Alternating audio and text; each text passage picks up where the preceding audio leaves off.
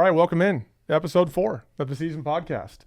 We obviously had our first 3 episodes, then a bonus episode with Brent Selleck, and we're here today with the 4th episode with a full week of NFL football to chew on.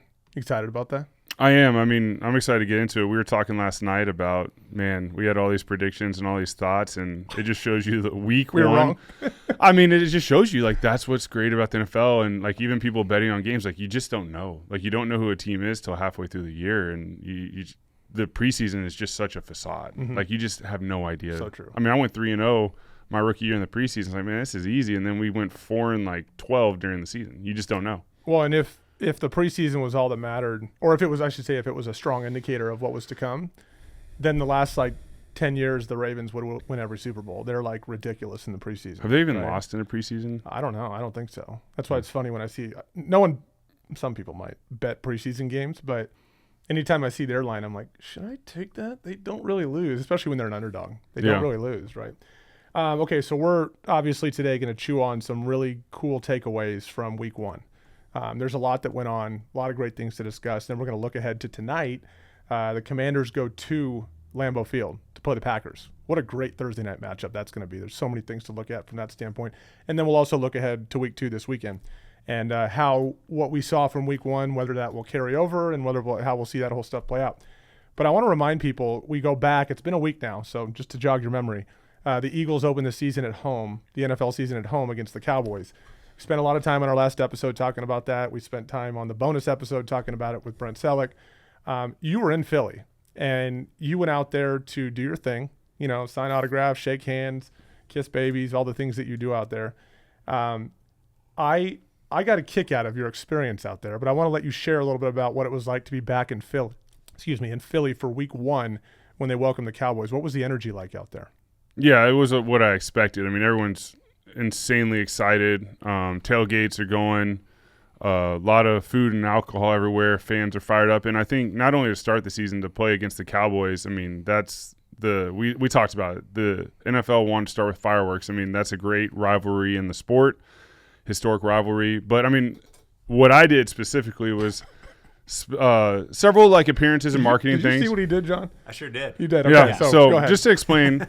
I want to see if he explains it the right way, because I might throw something in here, but go ahead. Yeah, I mean, they were experiences. The first one was with Xfinity, outside the Xfinity Mobile Arena, and I'm not going to lie, they sent me the PDF or whatever. I'm looking through it. I'm with Fletcher Cox and Foles and Cox hanging out. I love it, dude. Yeah, and we're in a box in Lot E, and we are just sitting in a box.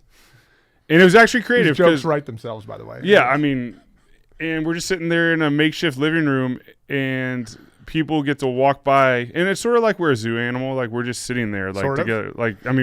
Fletcher and I are just sitting there so people can walk by. I actually got to feel like I was an animal in a zoo, and people could look through a window at us, and we could have conversations. And I even told Xfinity, who I was working with at the time, who thought of this? It's really interesting, and I mean, it's so weird that it's going to be good, right? But I do know it was awesome being with Fletcher. I think if I was alone, it would have been really difficult for 3 hours to sit there. But Fletcher and I had a lot of fun. We had a lot of fun talking to the fans. We got to talk to a lot of fans. We got to give them a bunch of gifts that we had signed and then take selfie photos. But that was interesting. And the thing I learned about Fletcher throughout that is the guy is the king of one-liners. Just zinging one-liners left and right. I don't have any written down. He was texting me them the other day just because he knew I loved him so much. It would just be one of those things I wouldn't expect him to just start laughing. That was the first thing. So we did that. And then I went over and did an appearance, and I got to speak with Kyle Brandt. And that was awesome. We were just on stage. Kyle Brandt's awesome. But that was interesting as well, because I felt like if you've ever gone to an event and there's music, say you enter a hotel or you're at a restaurant and they start playing music, but you're still eating and you're still talking, but the music is over there. You're not quiet and you're just watching the music. We're having this discussion, Kyle Brandt and I on stage at this event with probably 150 people, but most people are still getting their food, eating, having conversations, and we're talking. It was weird for me because usually when you do those speaking engagements, everyone's engaged, especially fans. Mm-hmm. But everyone was still talking. So that was different for me. But Kyle and I had a great discussion. So that's 2 different events. Both went well, both different. And then the last one was cool. We went to a DraftKings party. So I actually didn't get to go to the game.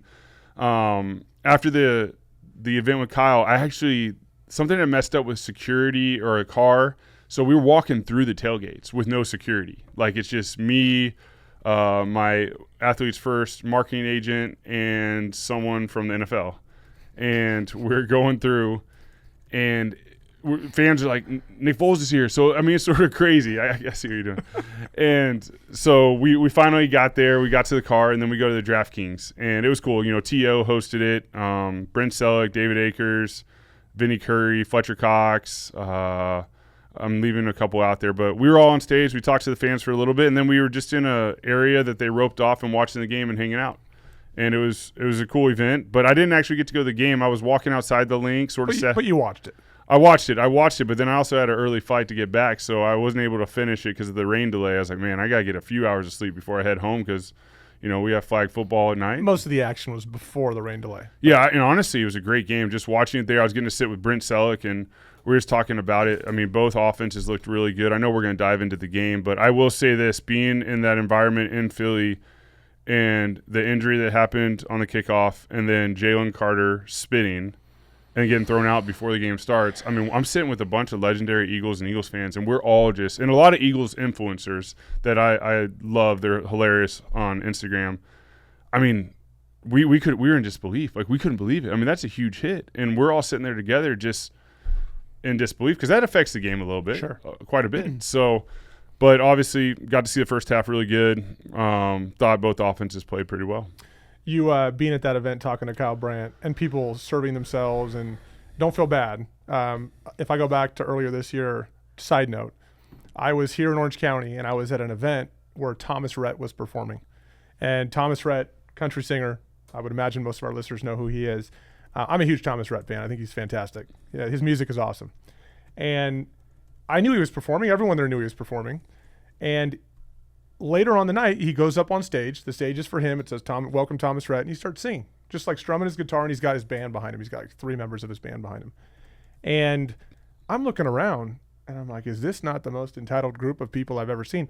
Everyone's talking to each other and serving themselves. Nobody's listening to Thomas Rhett. Yeah. So I turned to my wife. I said, I'm going to take advantage of this. And so I walk up 5 feet from the stage by myself, and I'm just sitting there like listening to one of my favorite country singers strum his guitar and sing some of my favorite songs. Nobody was around me. Everyone was talking, serving food, and I'm just sitting there like this, listening to Thomas Rhett. He didn't care. He was just like, hey, you know, and eventually people started to migrate towards the stage and enjoy what he was doing. But it's funny how at events people can be that way, right? It is. And because usually when I go to events or I'm speaking, like it's there for that specific reason. This was like an accessory piece. Like, hey, Kyle and Nick are going to be on stage. We're going to have food. Like, we're going to have this.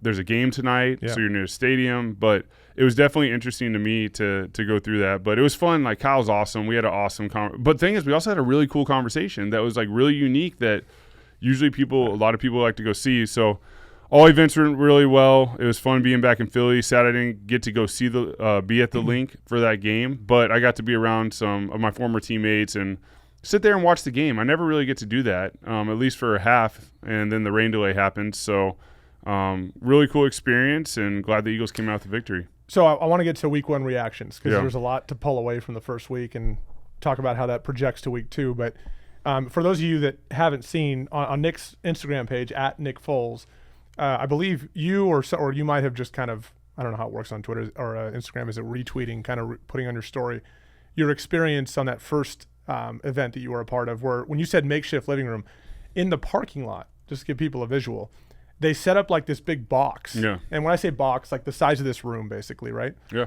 And the box had like drapes along each side, and you and Fletcher were inside that box. And they made it look like a living room, kind of like this. Yes. And it kind of looked like where someone would sit to watch a game. Yes. And you're sitting there in an easy boy sort of next to Fletcher. Yes. And people couldn't necessarily come in the living room. No. But they could peer through what was like a window. Which looked like they were looking through a TV, or we were looking through a TV at them, sort of so thing. They could basically see the other way of like what it looks like of you two watching a game.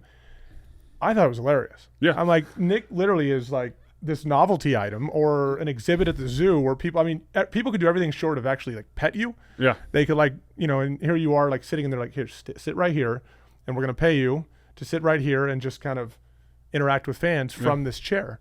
right? And it's like I'm looking at this thing. I'm like, what the hell? Who? I mean, look, it may have ended up being a good idea, but who the hell thought of this? Yeah, right. I mean, I think those ideas are so, and that's why I told him. I sort of laughed at it because I think everyone knew it was sort of a out of the park idea, but those are some of the ones that create interest, and the line got really, really long. I think also people were in disbelief that Fletcher and I are sitting in the box. They're like, wait, what is that? A hologram? Or is that there were so many people that walked up. I was like, oh my gosh, you're really here! Like sort of like they were going to get it. It was going to be just two mannequins sitting there, and I was like, yeah. And for a couple of them, I was like, no, this is actually an AI rendering. It's not really us. A hologram. Right, it's like, a hologram. Like when Michael Jackson was. Yes, and I think we actually made them believe that for a sec because they were in such disbelief. But yeah, I mean, it will go down as one of the more unique events I've ever done, and I just go back to being very grateful that I got to be with Fletcher and we got to go through that together and sort of tag team the situation. But all in all, I think in those, you're grateful for the opportunity to like work with the company and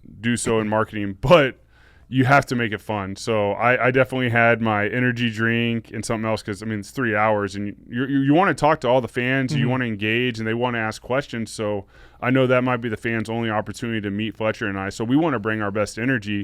It was definitely funny. The interactions were hilarious. Sometimes it was like Cowboys fans, so we got to dog them and act like we're switching the channel. And then, 3 hours later, I mean, it does take a lot of energy out of you, though. It's just all I can say is very unique situation. I think Fletcher and I executed it very well, and everyone was really happy, and I think the fans had a great experience. I think they were probably pumped to see Big Picnic. They probably saw the segment last week where Big Picnic made his picks. We'll get to the record. We'll kind of establish each week. We'll look at the tape. We'll look at receipts, and we'll figure out where we're at. Not a great week for Big Picnic. It was kind of little picnic. Some soft picks. We need some more hard picks. Yep. But we're going to be better this week. We're going to be better. Right? We're going to be better. And one of those picks you took was Eagles minus 8.5. That didn't happen. Eagles won the game, but Eagles didn't run away with it like we thought. Part of that's because Dallas looked pretty damn good. They did. Minus some mistakes. But you mentioned the Jalen Carter incident. So it's a week old. Feels like it's a month old at this point in the NFL news cycle. But I at least want to hit that really quick because Jalen Carter was basically served his 1-game suspension by being ejected before the first defensive snap. So he didn't even play a snap in the game. And, you see videos of it's obvious that Jalen spit on Dak Prescott. And then, within an hour of the game, you start to see videos emerge of Dak kind of stepping up, saying something to Jalen, then kind of spitting on the ground. And some people wondered, wait a second, was he trying to spit on Jalen Carter and then Jalen spit back at him? And let me just be clear. In my opinion, there's really no more disrespectful thing you can do than spit on another man. I mean, I think Eagles teammates probably would have rather seen Jalen take a swing at Dak as opposed to, which would have been crazy overreaction, but as opposed to actually spit on him. So to be clear, and I think you would agree with this, if there's any debate on whether Jalen should have been ejected for spitting, end that. Because the reality is you spit on someone, you're out of the game. Yeah. There's no question. I mean, there is zero question about that. Now, what provoked it? Look, did Dak spit towards his feet or whatever?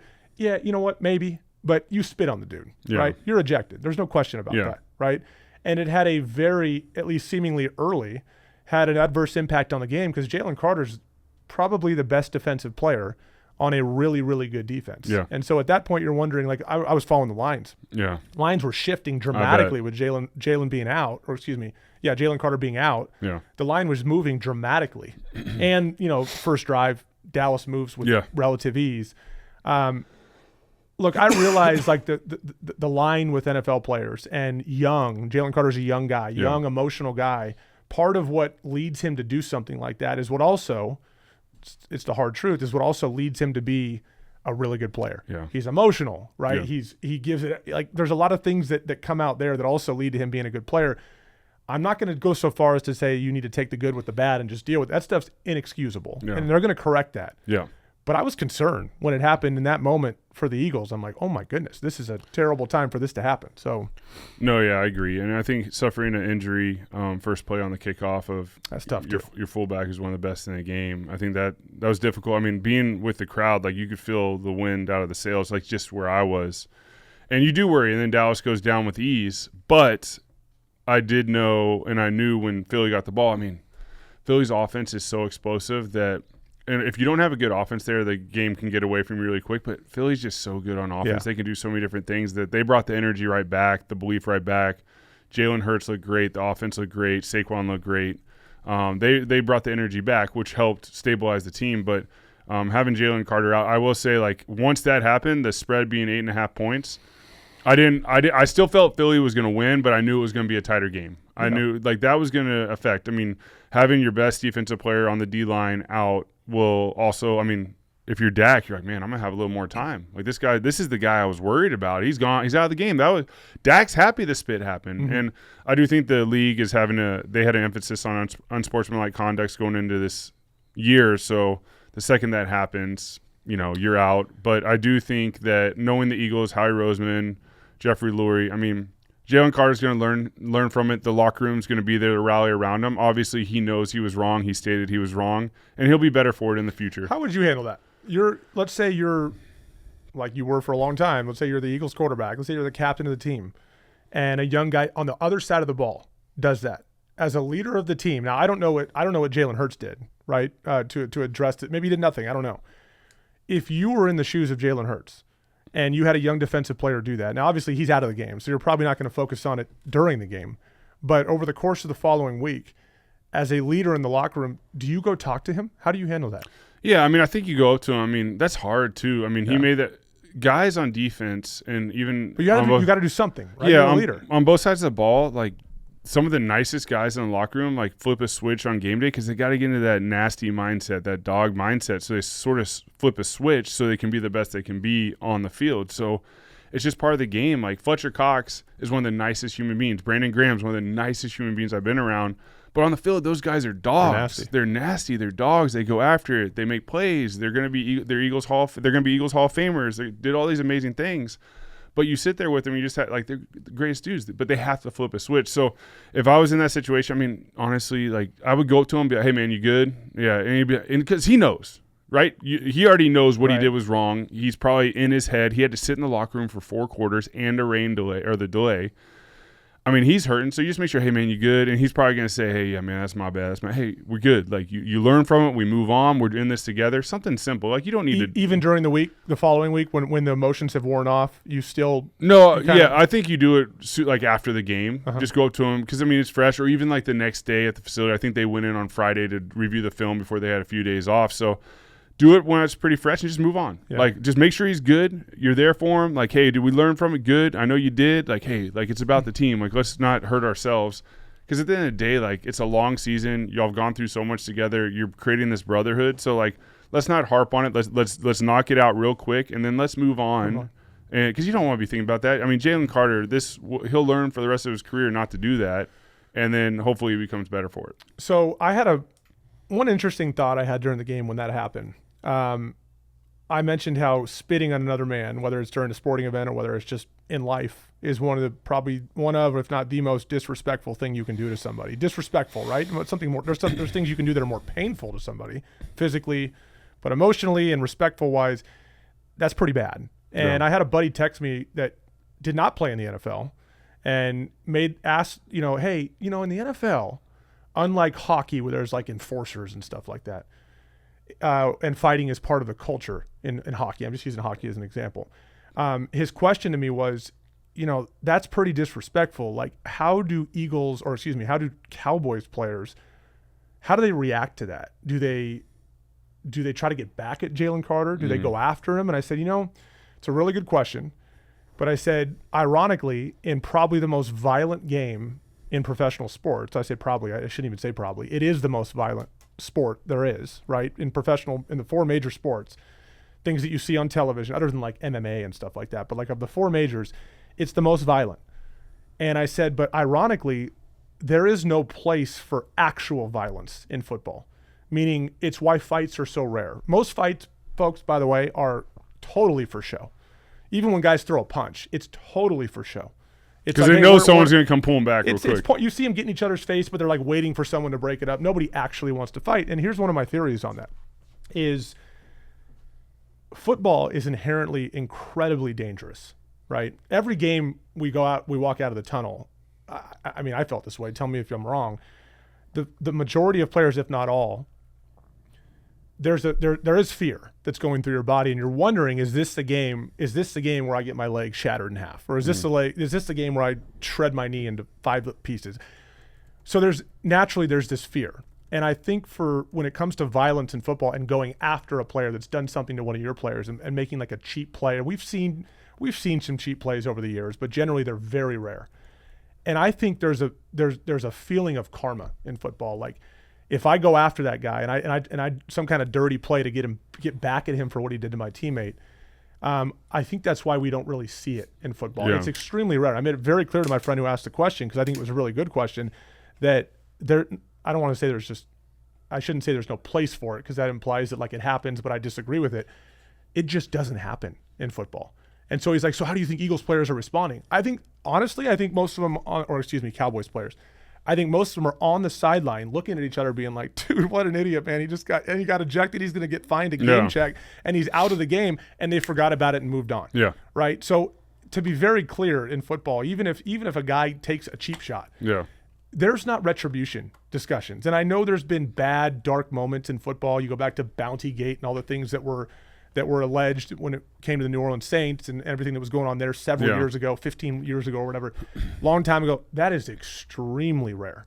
And it's not part of the fabric of football at any level. You might see it in maybe high school and kids doing dumb things, but college, big-time football, because it's such a dangerous sport, there really is no discussion on any sideline of payback, retribution. We're going after that guy. It's simply, I can tell you firsthand, and you played longer than I did, it simply does not happen in our sport, which I'm very thankful for. Yeah. So when you were watching that, you're wondering, oh man, Cowboys, dude, man, next time they play him, they're not doing it, right? And I think karma's a part of it. No one ever is going to commit to hurting somebody, because we always feel like we're 1 inch away from breaking a leg anyways when we're out there. Right. So I just thought that was a good question. And it speaks to sort of the competitive nature of the game. It's a very violent game in a controlled setting. And even though stuff like this can happen, it doesn't, players just don't think, let's take it a step further and go after a guy like Jalen Carter for doing something like that to Dak and being that disrespectful. You know what I mean? And it's not a fluent sport, right? Like basketball or hockey or soccer. Like there's breaks between each play. You're recalculating. You have so many things on your mind to execute.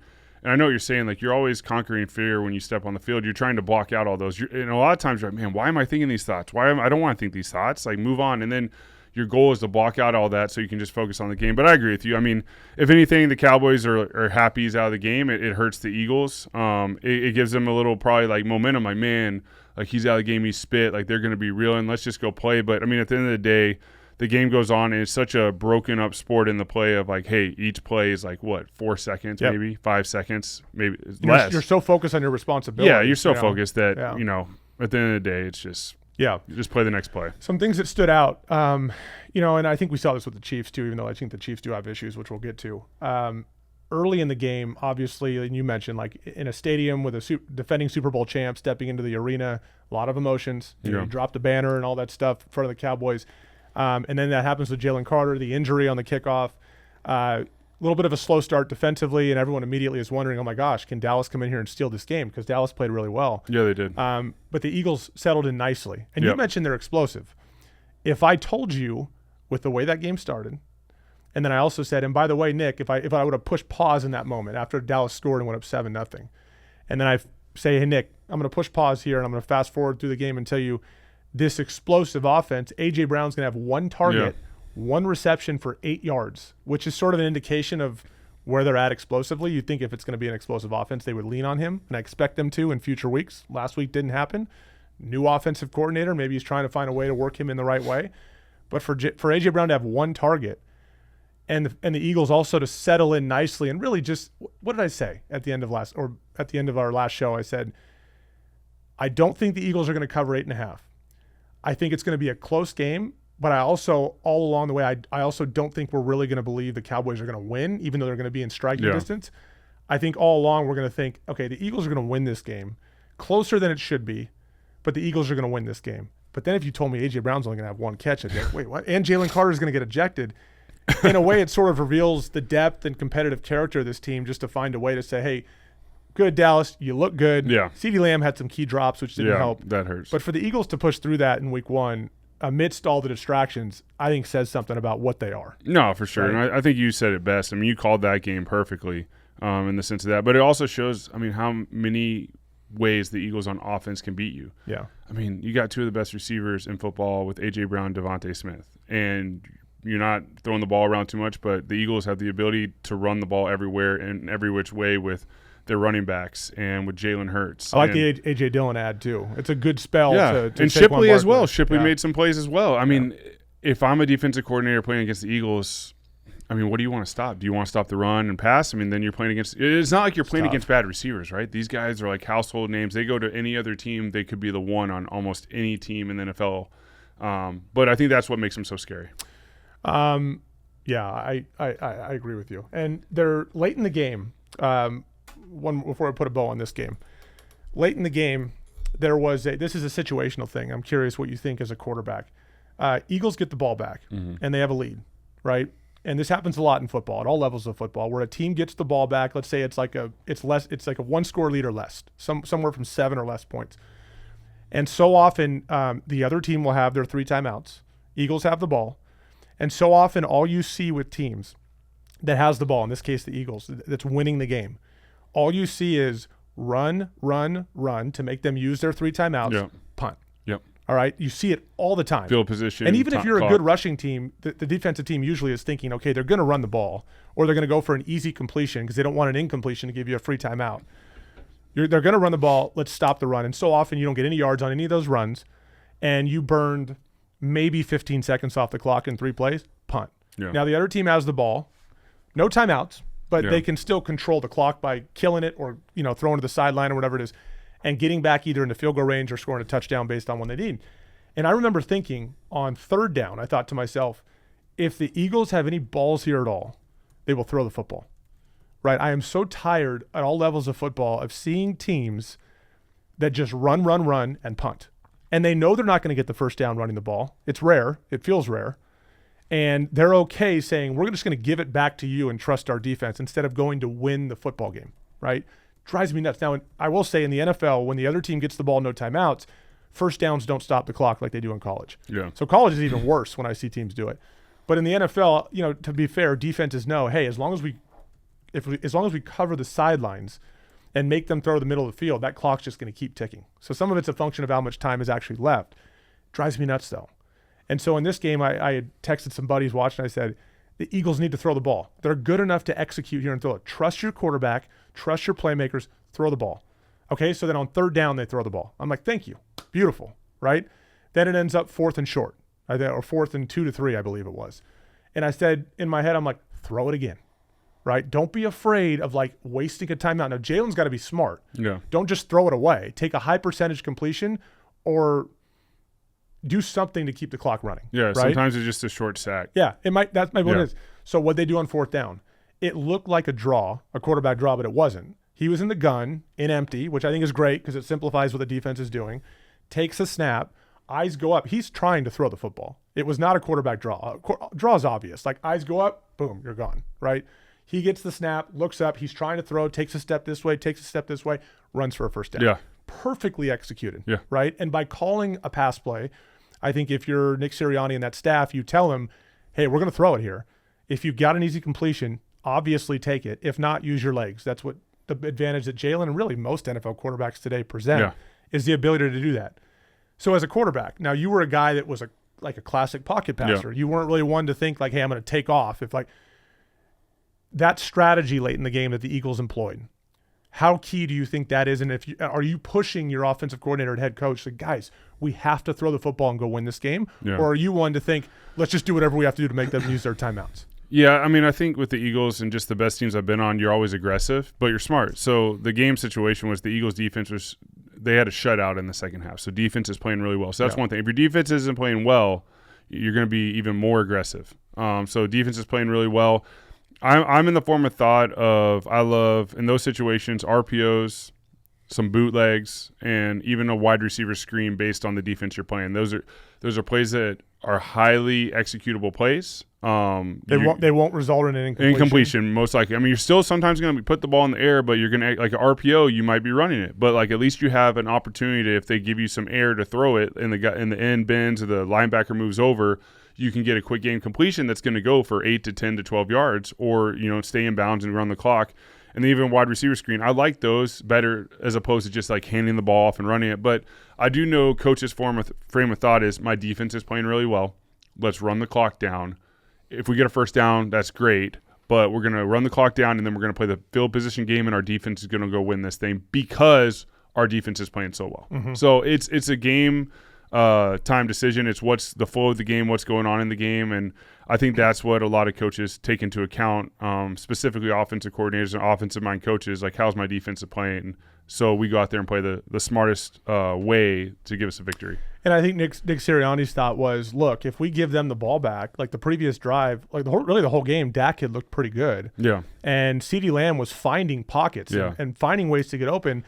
Now, you can call them drops. A couple of them were, but one of them, like that last play on 4th down, that's a tough catch. I mean, that's hard. But if you're Nick Sirianni, you're thinking, hey, they're going to convert on one of these at some point, right? So do we really want to put the ball back in their hands? I love our defense, but I think you got to be careful of putting the ball back in their hands. I thought George Pickens played well. He was catching the ball away from his body, really naturally, looked great. And CD can get open. He's going to make plays. Had a couple unfortunate drops in that game that may have totally changed the game had he caught those balls. But I love how Nick Sirianni said, forget it, right? We're going to throw it on 3rd down. We're going to throw it again on 4th down. We're not just going to run the ball and go run, and punt, which I have a ton of appreciation for. And quite frankly, if you're a team that's defending a Super Bowl or week 1 of your kind of quest to defend, that's what you should be doing. Yeah, right? Be aggressive. Yeah, you're a good football team is what you should be doing. So going back to like I made a note, like the CeeDee Lamb drop, the post that everyone popped up. To me, when I'm obviously I'm not getting the film clip like I did in the film room. I'm seeing clips from the TV and everything. It looked like a busted concept because he ran a post, but then the slot receiver ran a go. Yeah. And someone messed up. Did he come underneath him, or? So I'm honestly curious if CD like turned to look at the ball and saw the other wide receiver. Like, there's no way that spacing's accurate. Kind of caught him. Like, well, he's right behind him. If everyone goes back and watch the clip, like someone's wrong. Like it should have been either a deep cross from number 2 or a basic route or a dig route. There you go. He should have never been running a seam route right there. And I wouldn't be surprised if CD went to look for the ball and saw white, his color of his jersey, right next to him. Like, what the heck's going on? And it just rattled him a little bit because the spacing was wrong. That's not a concept unless – I looked at that and was like, someone messed up on this play. This is not correct unless he was supposed to bend it more. I don't know, but something looked wrong on that concept. If there's a slot go, maybe he was running kind of a deep dig route and ended up pushing it upfield more, but it felt like a post. I agree. It was a for sure post. So someone messed up on the concept. My guess is that should have been a deep cross by number 2. Yeah. Someone messed up. I have no idea. Or maybe Dak switched something and he forgot to relay. Something was wrong on it that, not even in defense of CeeDee Lamb, but like that's hard when you turn and see your own color that close. Like something's wrong. So it can mess with you. Obviously, he's got to make those plays. Good thing he didn't for the Eagles. I was impressed with Brian Schottenheimer having those guys ready to play. Yeah. Obviously, they're not looking for moral victories, but I thought Dallas would come in with a chip on their shoulder. Mainly the discussion had centered around Micah Parsons, which I think to them was a distraction. Yes. And they believed they had a healthy Dak Prescott. They had some good talent on offense. They have some talent on defense. And they believed we're ready to roll, right? Yeah. Kenny Clark comes in, who's a perennial Pro Bowler, but been a many Pro Bowls. Made some plays. And look, I mean, the Eagles, as far as running the football, for the same reason, like Jalen Carter at this point in his career is obviously better than Kenny Clark, but for the same reason the Cowboys were worried about Jalen Carter, the Eagles were also worried about Kenny Clark and his ability to stop the run, which is different than the threat that Micah Parsons presents, right? So we are doing week 1 reactions, and I want to remind everybody our podcast is called The Season. For early in the season, we could probably change the name to It's a Long Season. It's a long season. Because we are not going to necessarily overreact to things and say like, oh my God, the Eagles 24-20, if CD catches a couple of those balls, Dallas may win, the Eagles are in trouble. If there's one thing that's true in the NFL, it's that winning kind of justifies everything, and it's never pretty. And there's a reason why even and the Eagles didn't play poorly, but when a team plays poorly and finds a way to win, like Denver, for example, turns it over 4 times. Last year in the NFL, teams that turned it over 4 or more times in a game were 3-19. So Denver, and Bo Nix didn't play that great either. Denver didn't play great. But I guarantee you Sean Payton's sitting there being like, well, we got a lot of stuff to work on, but man, does it feel good to get a win. Oh, no doubt. And I think teams that win that way, again, this is not how the Eagles won, but teams that win that way, it's also encouraging thinking we didn't play our best ball and we found a way to win. It is hard to win in the NFL. Extremely difficult, right? You had some ugly wins at times in your career, especially early in the season. You can always build on it. Yeah. when it's a win yes. as opposed to a loss, right? Well, I think those wins too, they obviously feel good, but it's different than if you have a win and you just play perfect, 0 turnovers, play 3 touchdowns, everyone did well. Yeah. Not saying complacency can set in, but it can. But like when you have 4 turnovers and you find a way to win the game and do those things, like you're going back to that film room, and there's always a lot to correct, but there is a ton to correct. And I saw something that Sean Payton felt. He took ownership of just feeling like that was one of the worst games he's called. He didn't put Bo in a great position to succeed. He really regretted some of his calls. And I think that's great that he said that. I mean, obviously Bo has to execute at a high level, but it just shows that Sean Payton is all in on Bo Nix. He's there to support him and be there. And I think he's really overly excited. I think I saw something early in the game. It was like 22 passes to 7 rushes or something. That shows you how excited Sean Payton. Like, he feels like he's got a young Drew Brees, a guy that can just throw the ball around and make those smart decisions. So I do think Denver's going to be super dangerous with this week 1 win being so ugly. Yeah, and it speaks to what the AFC West is now. We're going to get into that momentarily, where the only team without a win right now in the AFC West is the Chiefs. And again, long season. Not going to overreact. Long season. But not what I expected, right? But Bo Nix, and he was like this in college, they'll do a lot of run game replacement throws to where you could say, like, man, they're throwing it a lot, but that's almost like a run play. Yeah. High percentage completion around the line of scrimmage just to get him going, right, and loosen up the defensive line. That's Drew Brees, man. Yeah, like you watch Drew. Yeah. I remember watching film of Drew or Tom Brady as a young player, and even throughout my career, I loved watching. They played the game so well. I mean, Drew and Tom would take so many, like, they'd play action, check down, 8 yards, boom, check down, boom, hey, quick game.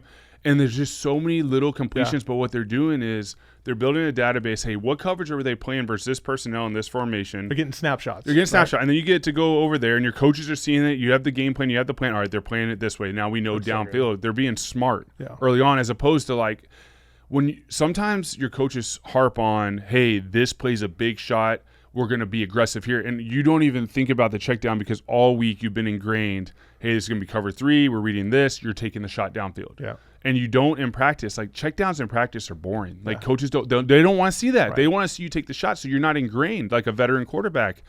And I think that's one of the more dangerous things. And that's why Drew and those Phillip Rivers, they were so good at taking the checkdowns early and building a rhythm and going to the sideline, looking at it and be like, all right, we're going to run this play again. We're going to motion to it. We're going to build the same thing. I'm going to sort of look down there and I'm going to hit the deeper shot. I'm going to hit the seam route, not the checkdown. I love that. I think that's a great way to play. I think it shows that you're getting into that veteran mindset. You're comfortable in the offense.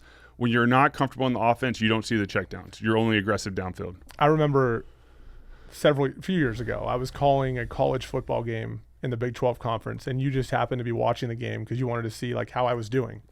And I kept commenting on how I was calling a Texas Tech game. And I kept commenting how, hey, like, Texas Tech is taking a lot of throws around the line of scrimmage. Again, some kind of run game replacement stuff, throwing out to the perimeter, letting their receivers get yards. And you texted me during the game, and you said, you know what else they're doing? And I'm like, what? And he goes, they're trying to wear down the defensive line. Yeah. Because what are defensive players taught to do? Every play, they do a pursuit drill in practice every day where when that ball's thrown, everyone is a hawk to the football. Yes. Because A, we're trying to get the tackle, but B, that ball might come out. Yeah. So everyone's got to get there, right? Offensive linemen aren't doing that. No. Right? Offensive linemen, when they're protecting, ball comes out, they're not running to the ball. Recovering. Right. So your point is like, hey, the other team's got a pretty good pass rush, which you've already talked about.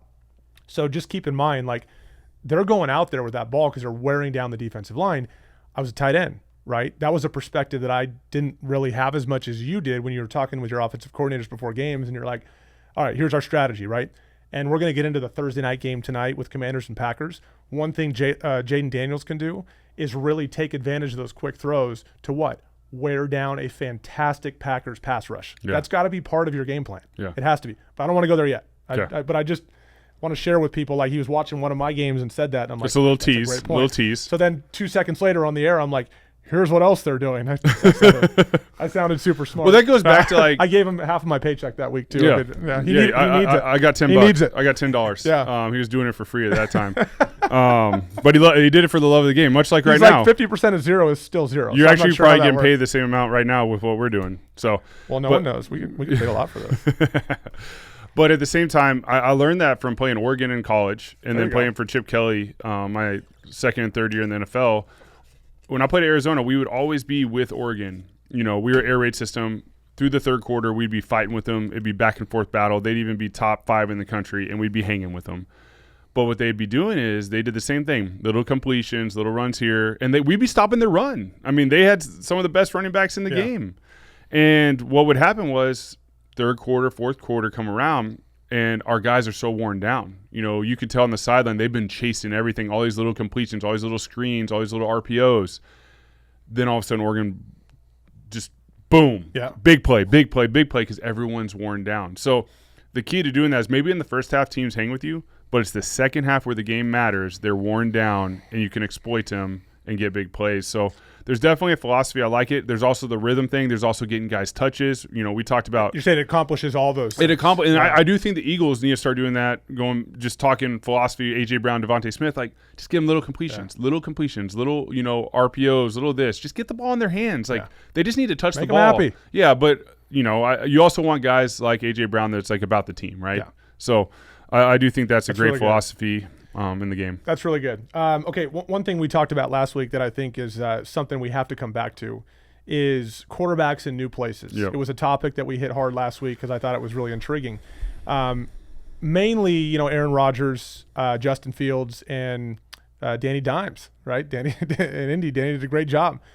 But I want to start with Aaron because in that game where the Steelers go to the New York Jets, those teams basically switch quarterbacks, right? And you're wondering, okay, how's this going to go, right? And quite frankly, I thought they both looked really good. I think Justin Fields did a hell of a job as well. It gives you a lot of optimism for this week, and we'll talk about that game coming up against Buffalo. But Aaron, 22 of 30 for 244 yards and 4 touchdowns. He matched Tom Brady with that game, for 28 career games with 4 or more TDs and zero interceptions. So that's a hell of a TD to INT ratio. His career TD to INT is bonkers. It's like 520 to like 150. Yeah. I mean, that guys is insane. Yeah. Right? Better than 4-1, which just blows my mind. As I watched, you did the math on that. I did. You use a calculator or your brain? Brain. It's impressive. Good. As I watched, thank you. As I watched Aaron play, it's very clear to me that his ability to throw the football is still there. On the run, like in the pocket, whatever. The only part of his game that I think that has changed, which was a very potent part of his game, because again, and Tom Brady said this, I think it was a week ago, Tom Brady came out and said, look, when it comes to throwing the football and just pure arm talent and playing the position, he goes, and this is Tom Brady saying this. I don't have the exact quote in front of me, but he said, Aaron's the best I've seen ever at it, right? And I have maintained that for a long time, that like, okay, yes, like Patriots fans are like, shut up, Tom Brady, yeah, greatest winner of all time, probably greatest quarterback of all time given what he's accomplished. But as far as just playing the position, throwing the football, and the talent, I personally have never seen anything better than Aaron Rodgers, or even at Aaron's level, just to be honest, right? The difference in Aaron's game today is that when that pocket starts to crumble, he looks uncomfortable. Aaron's 41 years old, and he 2 years ago tore his Achilles, right? So understandable. He gets a little fidgety, and he almost looks like, okay, someone either just tackle me lightly or let me just get out of this pocket without being like blasted, right? Yeah. And I'll throw on the run. Whereas before, for most of his career, he flourished when those things happened. The pocket crumbled. He has this sneaky elusiveness where he'd make a guy miss, get outside the pocket, and throw something down the field that just was a backbreaker for a team. That's not part of his game as much anymore. But what that game told me on Sunday, given his numbers and given the fact they scored so many points, and by the way, this could be a new era for Pitt. It's the first time in 7 seasons that an opponent scored 30 or more points and the Steelers were still able to win. So the Steelers have not really been in shootouts and win per se, right? Now I know Big Ben days it felt like it, but consistently winning in a shootout type environment, yes, you want your defense to be a little bit better, is not something the Steelers have really been the last 7 years. But with the way Aaron threw the football, how accurate he was, even when he was on the run, when they rolled him out by design plays, not by scrambling, but by design plays, I thought it looked pretty damn good. And it was a lot of fun to watch, given what I think Aaron is. Yeah, and I think you give a lot of credit to Arthur Smith, too, for putting offensive coordinator, right? Yeah, offensive coordinator for putting Aaron into a position of where he's comfortable, right? I mean, you have a bootleg touchdown. You have a halfback quick touchdown. You have a tight end jet pass, which is a little right here. Where a tight end, it's really a handoff, but it counts as a touchdown pass. And then you have a play action. One of my favorite ones was the bootleg. It's one of my favorite ones in a bunch formation. Tight or wide receiver inserts like he's going for the strong safety, gets through and runs a corner route. A lot of times coaches don't have that as like your first read. It's an alert. And I always like that alert. I peeked that alert. I actually threw that same route against the Saints in a divisional playoff game, but it was to the left to Jordan Matthews. And it's an awesome play, but you have to be able to peek it and see it and throw it. So all those touchdowns are different touchdowns, and they're all dynamic. They're not just drop back pass. And I love that. The diversity of play calling that put Aaron in a position to be comfortable. I mean, those statistics, if you're Pittsburgh, you are really excited about that play. Like you said, they're not a shootout team. They're a grinded out, on the ground sort of team, and hopefully the quarterback makes some plays. Another thing throughout the league this year, when I'm watching all the highlights and everything, is the amount of kickers making huge field goals. I mean, Jake Elliott, Brandon Aubrey, and then in this game, there's a 60-yard field goal. I mean, the kickers. I mean, I know not every kicker in the league, but I'm trying to give them some love. You know, Yeah. I actually work with a specialist, so I know we don't talk about special teams that much. But I was so impressed this week with the kickers making long field goals and making those plays and not. You mentioned Boswell's kick, right? Boswell's 60-yard kick wins the game. Wins the game. Yeah. I mean, guys, that is incredible. Incredible. Now it's funny because we're seeing more missed extra points too. Yes. But we're also seeing like routine 55 to 60 yarders. Like, yeah, whatever, no big deal. Yeah. Right. It's. I just want to give all those specialists out there. I just want to give a shout out. I saw the kicks and they were impressive. Incredible. Nice job.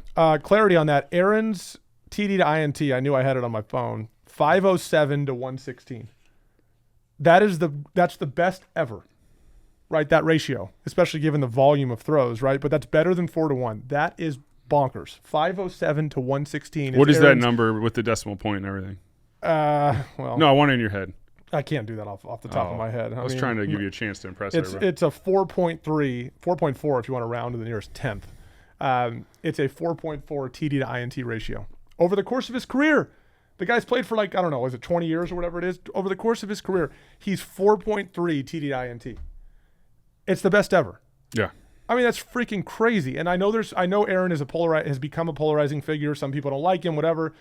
And after the game, to watch him walk off, he gave one of these to the Jets fans, kind of taunting him a little bit. And in the press conference, he was asked, did it feel good to beat the Jets? And he goes, I wanted to beat everybody. It felt good to beat everybody associated with the Jets. There's hard feelings, right? Like Aaron Glenn, when he called him out to New York to tell him that they're going to move on from him, instead of doing it over the phone, and Aaron talked about this on the McAfee show, where he was like all the way out there for them just to tell me that they're ready to move on. He didn't like the way Aaron Glenn handled it, the new head coach for the Jets. Do I think it's a problem that Aaron Glenn wanted to go in a different direction? No, it's late in Aaron's career. Aaron Glenn wants to start a new era, right, and go a different direction. Fine. But Aaron Rodgers did not like the way Aaron Glenn handled it, and so there's these sort of sour grapes and this bitterness that Aaron had built up, and he goes out and beats him week 1 and plays that kind of game that I think most Jets fans were like, he doesn't have much left. And he doesn't. Remember, last year he was only 1 year removed from an Achilles. We know that takes a lot of time to get comfortable again. And he did it. And he told people after, like, I wanted to beat everybody associated with the Jets. Yeah. And now the Steelers are 1-0 and he's 0-1. Walks off the field next to Mike Tomlin, taunting the Jets fans. No, I know he's happy. But at the same time, I think the Jets have a lot to be happy about. I mean, I think the way they played, what Aaron Glenn's doing, I know his mentality, the toughness and everything, you can see it starting to take effect early. It usually takes time, and then Justin Fields going in there in a new situation, playing the way he did. They have a lot to be optimistic about this year. One of the things, too, I like about what the Steelers are doing offensively, something to keep in mind. So 11 personnel is three receivers, 1 tight end, 1 running back. Most of Aaron's career has been out of 11 personnel in Green Bay. Vast majority of his career was out of 11. It's where he was comfortable. It's where he and Mike McCarthy operated together. It's where he and Matt, Packers head coach. LaFleur. Matt LaFleur. That's how they operated as well. Arthur Smith and what they're doing, given the talent they have at tight end, they're doing a lot more 12 personnel. Yeah. Which I think opens them up to some of the stuff you were talking about, some of the different play calls. Look, there's value to 11 as well. I'm not saying you can't get creative in 11 personnel, but in 12 with 2 tight ends on the field, you can marry more stuff with run game. You can do more things that kind of confuse the defense if your tight ends are capable. Yes. And their tight ends with leads with Freiermuth are capable.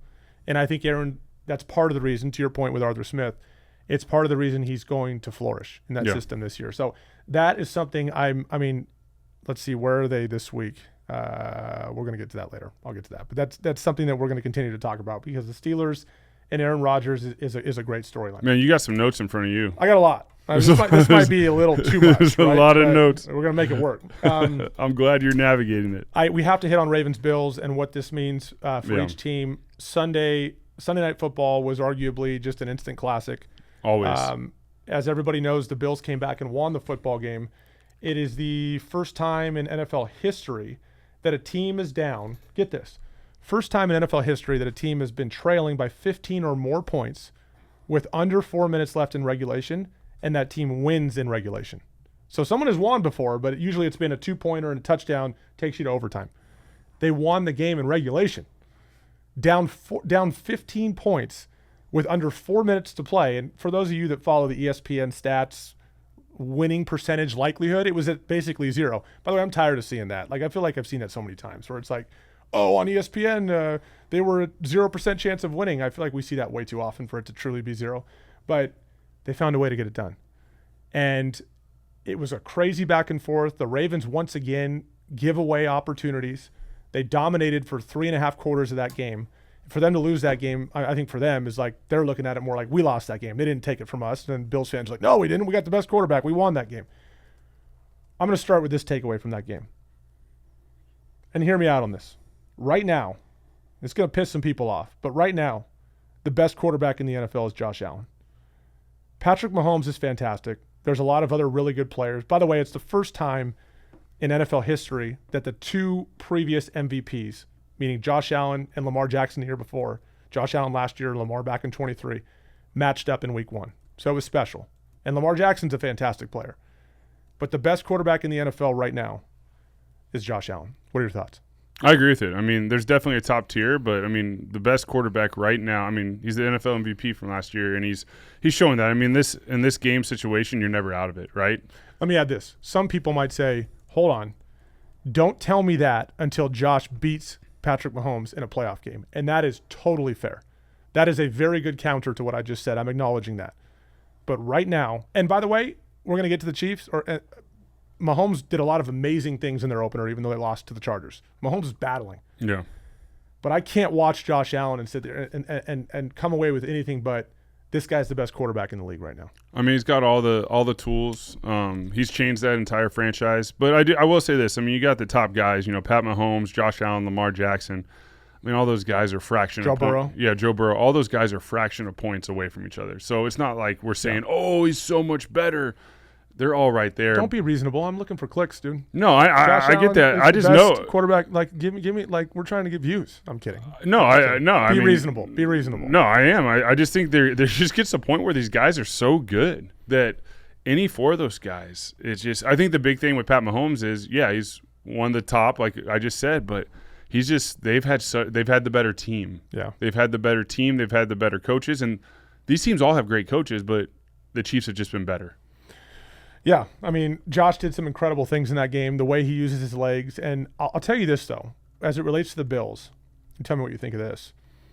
So there is a feeling in Buffalo, and it really league-wide, that the Bills need to get over the hump. Yeah. And what that means is someone in the AFC other than the Bengals, who did it and went to the Super Bowl a few years ago, needs to beat the Chiefs and get to the Super Bowl. Yeah. Right? And the Bills have not done that. So part of that's Josh, part of that is the Bills organization, the Bills team.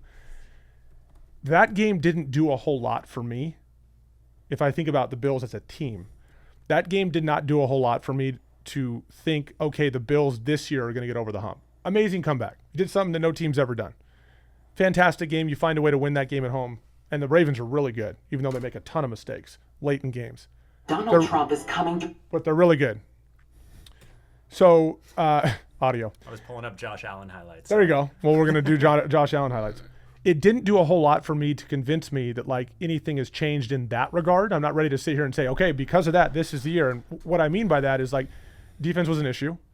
It usually is with them. Yeah, and Derrick Henry's a special player. Derrick Henry's not a normal opponent. But I saw safeties coming downhill in what appeared to be almost like an intentional bad angle to not have to tackle that dude. Now, you might say, hey, yeah, that is what happened, but who else is like Derrick Henry? Nobody. Nobody's like that guy. Fair. But they got their butt kicked for the better part of 3.5 quarters. And that game, as cool as it was, and as much as it made me think like Josh Allen, my goodness, this guy's incredible. But as a whole, there's a hole for me. As a whole, there's a hole for me that game doesn't tell me like they're now ready to get over the hump. That was just a great game, but I still have some concerns about the Bills. Yeah, and it's just week 1, right? I mean, the Bills are going to be right there at the end. The Ravens are going to be right there at the end. I mean, this is an amazing week 1 matchup with two teams. I mean, the Ravens can go out and just kill teams too, and so are the Bills. I mean, that's what's going to happen, and I do think that's why the defense struggles. And I've warmed up next to Derrick Henry. I've been right. The guy is a monster. And then I do see a lot of videos of his off-season training and what he does and how diligent he is and how he takes care of himself. Truly impressive. That guy's a tight end playing running back. Mm-hmm. It is insane. And, I mean, if I'm a small safety half the size, I mean, I get it. You're trying to just get low, and if you hit him up high, you're done. He's going to crush you. You're going to be on his highlight reel of him tossing people out of the stands. Yeah. I see what you say, but it's also week 1. I mean, these are two teams that are going to win a lot of games, and two of the best quarterbacks in the game. So it's so hard to tell what's going to happen. Another balanced take. God, yeah, a lot of balanced takes right now. You're too reasonable. It's like it's week 1. Challenging for me. I need yeah. I mean, look, the other takeaway from that game is the Ravens. I don't know another way to put this other than, look, the Ravens seem to have all the pieces. They have a very good head coach. I have a ton of respect for John Harbaugh. They have a very good quarterback. He's the MVP. They have a dominant running back. They have good receivers. They probably lack a little bit of firepower in their pass rush. Their leading sacker last year was Kyle Van Noy at 12.5 sacks. Good player, but he's not striking fear in anyone's heart. Their safety, Kyle Hamilton, phenomenal game. Yeah. Right? Played really. I mean, he was guessing plays and was in position before the ball was even thrown. He knew what he was doing. He studied film. But they have pieces all over. Something intangible. Not tangible, because the talent and the size is all there. Something intangible is missing with the Ravens. Now, I don't know if I can put it on Lamar Jackson, because he's been awesome overall. But I'll tell you this, when I watch the Rams play, and I see the chemistry between Sean McVay and Matt Stafford, and them just finding ways late to win games, I don't think that roster has the talent that the Ravens have. Something with the Ravens, and I don't even know what it is. Something with the Ravens is missing. Yeah. Is it their quarterback's ability to just get control of everything late game? Like, how the hell does Derrick Henry fumble that ball late in the game? Yeah. Right? It almost feels like they're cursed. Right? Fumbles happen. He's a physical big running back. He's gonna cough it up every once in a while. But in that moment, yeah. Right? And you think about last year, like Lamar puts a good ball, difficult catch, Mark Andrews is falling over, drops the ball. And then not too long, and then at another point, Isaiah Likely catches the ball in the back of the end zone and he's out by this much. Yeah. So they lose the game. Yeah. So are they cursed, or is something intangible missing from this team? Something is not right. And I don't want to give a week 1 overreaction. So I don't know. What do you think? I mean, something is missing. I get it. I mean, I can't put a finger on it. It is interesting where you say the coach is dynamic. I mean, maybe there is something there. I mean, these are all great coaches, mm-hmm. right? But, I mean, we're looking at, the Rams. They won a Super Bowl a few years ago.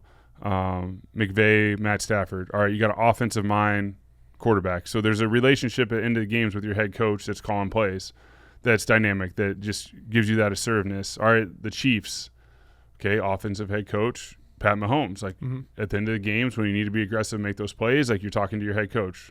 Great. All right, let's go Philadelphia Eagles. Nick Sirianni, Jalen Hurts. End of the games, same thing.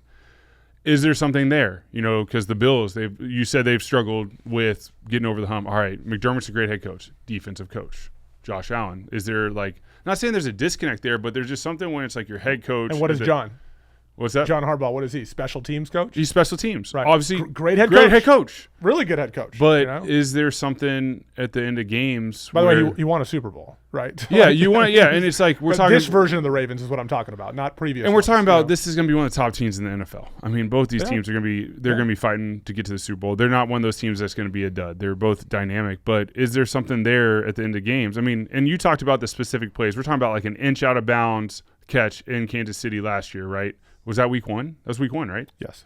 And then you're talking about the Mark Andrews in the playoffs, like down the right side, and it's right there at the goal line. They're literally 2 inches away in 2 games, so they're close. But I agree with you. I mean, the only way to get over the hump, like we can talk about it all days, Yeah. you just got to do it.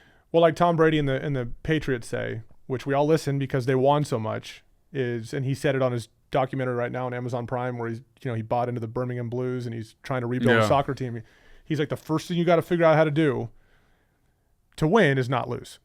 And that sounds funny to people, like, what? Like, you got to figure out how to not give away games, right? And even though the Ravens are a winning football team every year, like year in and year out, they're a winning record. They're like towards the top or at the top of their division. They're in the playoffs. In key moments, something is happening where they haven't figured out how to not lose. Yeah. Right. So maybe that's it. The competitive character of the team hasn't developed to the point where one day they're going to break through and it's going to happen. But for a guy like Derrick Henry to do what he did all game long and be that dominant, and then turn around and give the ball up in that situation and the defense not to get the stops, it's like, guys, like you just allowed the Bills to make history. There's a reason no one else has done this before in regulation because it's nearly impossible. Yeah. And you guys allowed them to do this. Like if I'm John Harbaugh, I'm like, what the hell? Like how does this happen? Yeah. Right? Turnovers, obviously, but there's other issues too. You've got all the pieces. Something intangible is missing. And that's my goal over the course of this year is to figure out if that is true, and B, if it's true, and B, what the hell is it? Yeah. That's what you got to figure out. And I'd imagine, too, with these coaching staffs, they're probably doing these things. But I know, like, when I was in Philly when we were really good, and I'm sure Philly does this as well, each practice day we would put ourselves in a hostile situation, a very difficult situation, and we'd a lot of times go versus the ones. Mm-hmm. It'd be good on good, and it'd be a competitive period where – you're not going against the scout team. Because going against the scout team, you're going to get looks, but you're not getting that speed. If it's good on good and there's something online, whether it's like 10 up downs, 20 push-ups, whatever it is, and there's that pride in it, you're going to play a little bit faster and get better looks and to be more game-like. So I don't know the way they're practicing. I know the Chiefs do that as well because when I was in Kansas City, we did the same thing. And it would only be like 2 or 3 plays in a little competitive period. Maybe it's a 2-point conversion. Maybe it's a 2-minute drill. This is the situation versus goods, or whatever it may be. Third down. We're going to go 3rd and 9. We're going to go 3rd and 6. We're going to go 3rd and 2. Give us your best play call. Whoever's best 2 out of 3 wins it. The other team has like 10 up downs. But it's not even about the up downs. It's about losing the period versus ones. I don't know if they're doing those periods. If they're not, they should be, because the key of those, what we talked about with like these teams, is the end of game execution. Yep. You got to put yourself in that situation all the time. And it can't be versus scout team. It's got to be good on good. And I know coaches are like, well, that's not the coverage we're going to see. We play different. Does not matter. It needs to be the mindset. It's the mindset and the intensity in those situations where you're trained. Because you're always going to play at the level of your training. You're never going to surpass it. So like, how hard are you training? How smart are you training? So I know the teams that I've been on that have been the best have done that, and the teams that I haven't been great don't do those periods. They just do scout team periods, and then you go to the game, and all of a sudden the speed's different, the intensity's different, and then it comes down to the end of the game. You haven't put yourself in those positions during practice to like execute at this level. You sound like you're ready to coach. Hey, I there's things I learned from great coaches. There's things I've learned from coaches that weren't great, and I think the big thing is those are uncomfortable periods. Yeah. I mean, you're tired, you're thinking, and it's like, oh man, this is that competitive period. But then you're like, you know what? Let's lock in. Like quarterback needs to get in the huddle, lock in his O-line, lock in his receivers. Hey, let's go. And it is fun because it does change the monotony of practice. Some days you're really excited. Some days, the dog days, you're sort of grinding through. But I do think those periods help your team get over that hump. And also learn. I mean, there's been days where the defense went 3-0. They crushed us, and we're like, dang. But it makes you go back and watch those plays. Like, man, that's not going to win the game. How can we be better? Okay, I want to get to the Packers-Lions, but I want to discuss that as kind of a transition into the game tonight because I think we're going to hit the Packers quite a bit. Some other Week 1 notes. Obviously, Indy was a big surprise, beating Miami 33-8. I don't know if that was more about Indy or more about Miami. Miami was awful. Miami has some injuries too, but Tua really struggled. There was a corner, Xavier Howard, for the Colts that made a comment after the game. By the way, he used to play in Miami, so he knows Tua. Said once you get Tua off his first read, he panics, and that was their goal, is to get Tua off his first read and make him panic. And I don't know if Tua would agree with that, but nonetheless, it was a tough day for Miami, and Indy did really well. One interesting storyline from that game, and I think that you can lend some perspective on. Jim Irsay's daughter, a story emerged last week, Carly Irsay Gordon, who just is kind of the de facto owner, given that Jim Irsay passed away. She's super involved. And so much so that we're talking like play sheet in her hand, headset on her head during the game, listening to the dialogue between coaches. And her thing is, look, we're making multi-million-dollar decisions on personnel, not only players, but coaches. And her quote was something along the lines of, I want to know if these guys know what the hell they're doing. Yeah. And you don't need to be a football savant. Like, she doesn't need to know what these plays actually mean. She wants to hear dialogue and go, is this a functional relationship amongst our coaches? Is the communication functional on the sideline, or is it just a disaster? Because we've been on teams where late in the year, if you put that headset on, everyone will be fired, right? Because you're like, what is everybody talking about? There's arguing, there's finger pointing, there's yelling at players, all this stuff. So I applaud her. And some owners, the idea is, man, they're too involved. They're too involved. But I sense with her there's something different, and I don't know if I'm right about that. You played in Indy, you met her, you know her, you knew Mr. Irsay. What are your thoughts on how involved she claims she is right now with the Indianapolis Colts?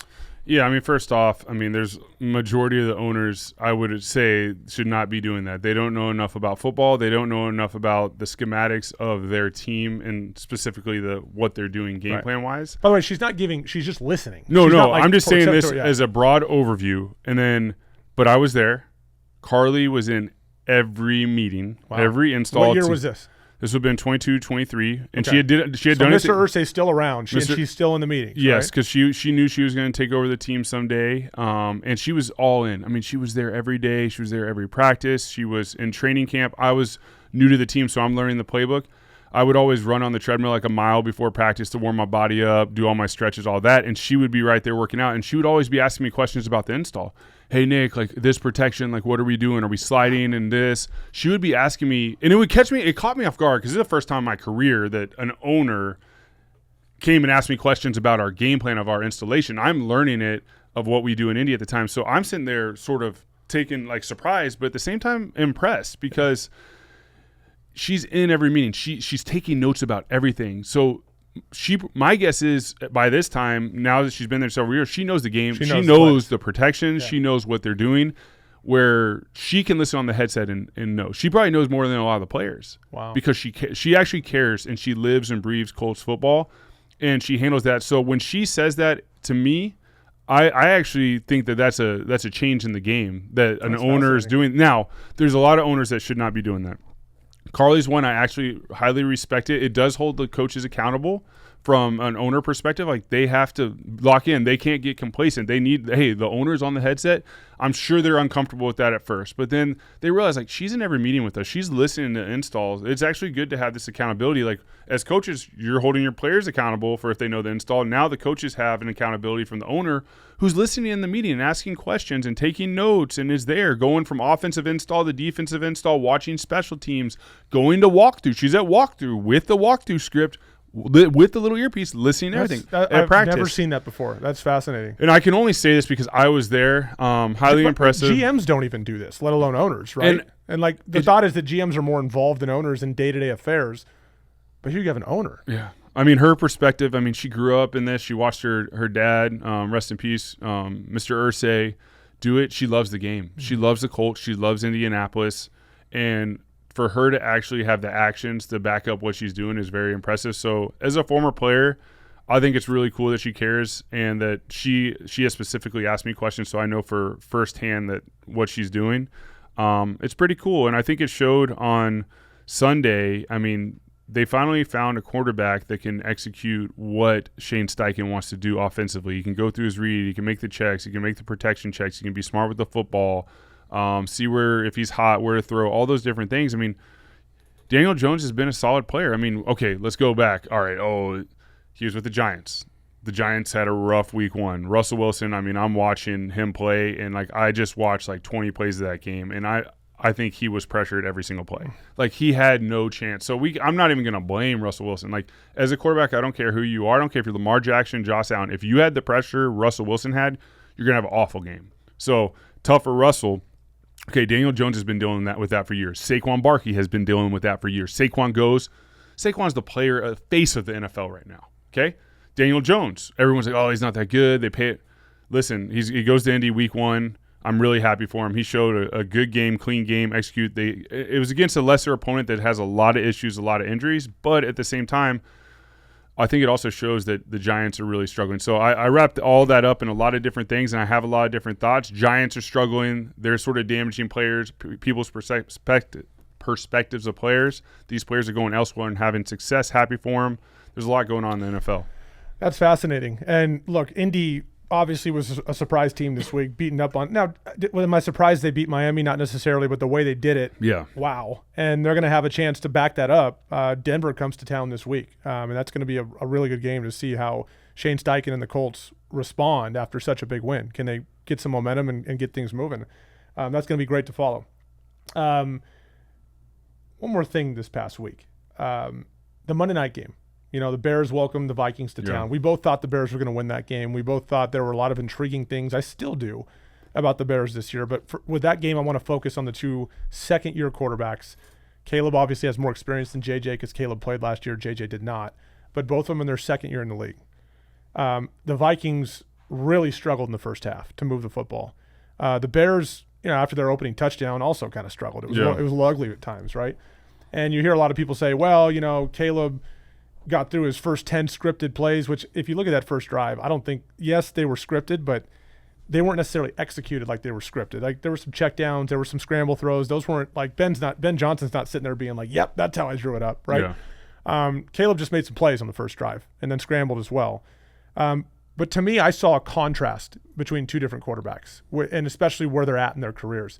Quite frankly, I think where JJ is and the structure he plays with, it wasn't pretty in the first half, but he stuck with it, and he made some plays in the second half. Part of that's because the Bears had some guys injured on the back end. Kyler Gordon, Jalen Johnson, both out. Yeah, that hurts. He took advantage of that, right? Yeah. But when I look at JJ, I see a guy that has really good feet, always on balance, operates inside the pocket, and plays really well with inside a structure. Conversely, when I look at Caleb Williams, I see a guy who throughout college had to make a lot of hero plays. And things broke down a lot. And I kind of felt like watching him in college that like he's doing that out of necessity. And then he goes to the NFL, and last year, a lot of the same stuff. Like didn't really do a great job operating within the framework of the offense. Inside the pocket, was more comfortable moving around on broken plays than he was executing the play. Part of that last year, because the offensive line wasn't great, they allowed 68 sacks last year. Not all of it was the offensive line's fault. Some of it was Caleb not trusting it and bailing. And he's like, dude, where are you going, right? You don't have to leave yet. And when I watched Caleb, I had this overwhelming feeling of, dude, slow down.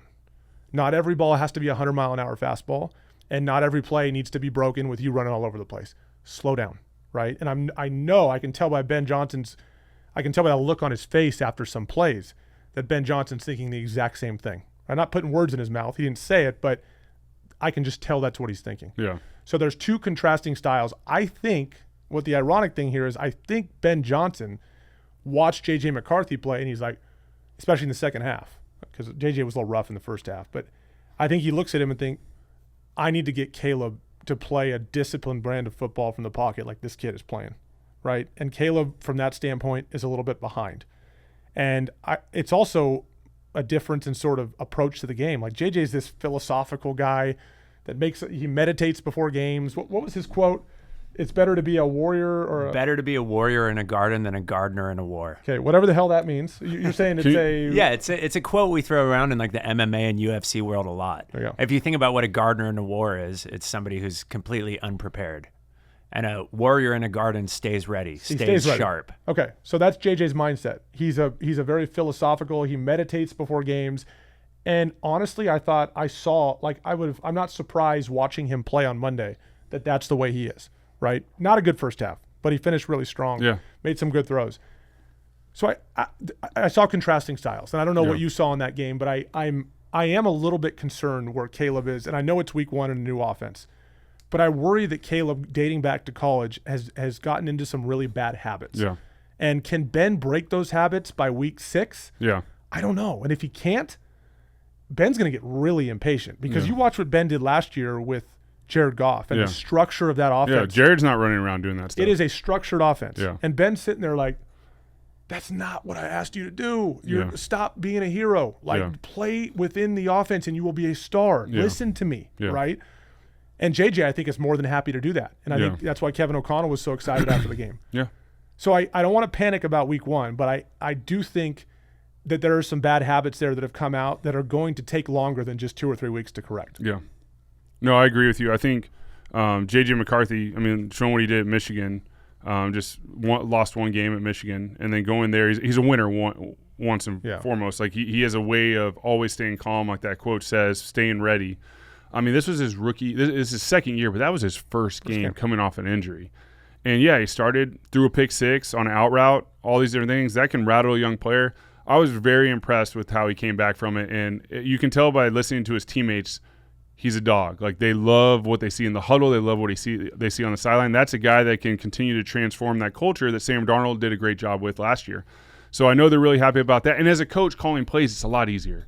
Yeah. They want the quarterback to try run the play as scripted, and then if things break down, use your God-gifted talent to make a play, like we see Josh Allen, like we see Pat Mahomes, like we see Lamar Jackson do that. On contrast, Caleb Williams has that ability to do that. He needs to learn, hey, when a play gets called, trust your protection, trust it, execute the play. If it's not there, just check it down. Right. You don't have to be a hero every play. That's tough. And he played hero ball in college, to be very He clear. did, and it was tough for him at SC, and he made a lot of plays, and his last year there was a lot more difficult than his Heisman winning year. But I will say this, Ben Johnson, this will show a lot about the coaching staff, right? The style, the type of coaches they are. They're going to continue to talk about Caleb and show him on film, like, hey, man, you're good right here. Just step up. Here's your throw. Step up. Here's your throw. Hey, slide left. Step up. Here's your throw. They're going to be educating him on it. They're also going to be doing drills in practice to work on maybe where he had flaws in the game. They're going to mirror those in practice to help him. They'll set little receivers out, and he's going to constantly be working on that to get comfortable in the pocket. Once he gets comfortable in the pocket and executing what Ben Johnson wants to do with that offense, like he did with Jared Goff, it's going to be very, very dangerous. Because then he's got the talent. Because the thing is, when in Detroit, when it broke down, yeah, Jared can move a little bit and make some plays, but he's not going to run and do all the crazy things Caleb can do. I know Ben Johnson has to be really excited once Caleb gets that stuff down, which, like you said, it could take 6 weeks. You just want to see progress each and every week. The team's going to take off, and they're going to do really well. And when they get their DBs back, that's going to be a game changer as well. So I do think with those DBs, it makes it a little bit harder on, especially with Jalen Johnson. I play with Jalen. I know what kind of player he is. That's going to make it that would have made it really hard on JJ. But I agree with your statement, but I also know that this will show the type of coaches they are in Chicago with what they do with Caleb, because you and I both talked about how talented he is. He's just got to play within the framework of the offense. So it'll also help Ben call plays. It is very hard as an offensive coordinator to call plays when your quarterback's constantly scrambling. You don't know what to call because nothing looks the same. And then I know there was a preseason game, and GJ Kinney would laugh at me about this, but GJ was scrambling for his life, and he was making plays left and right. His fourth preseason game in Philly way back when.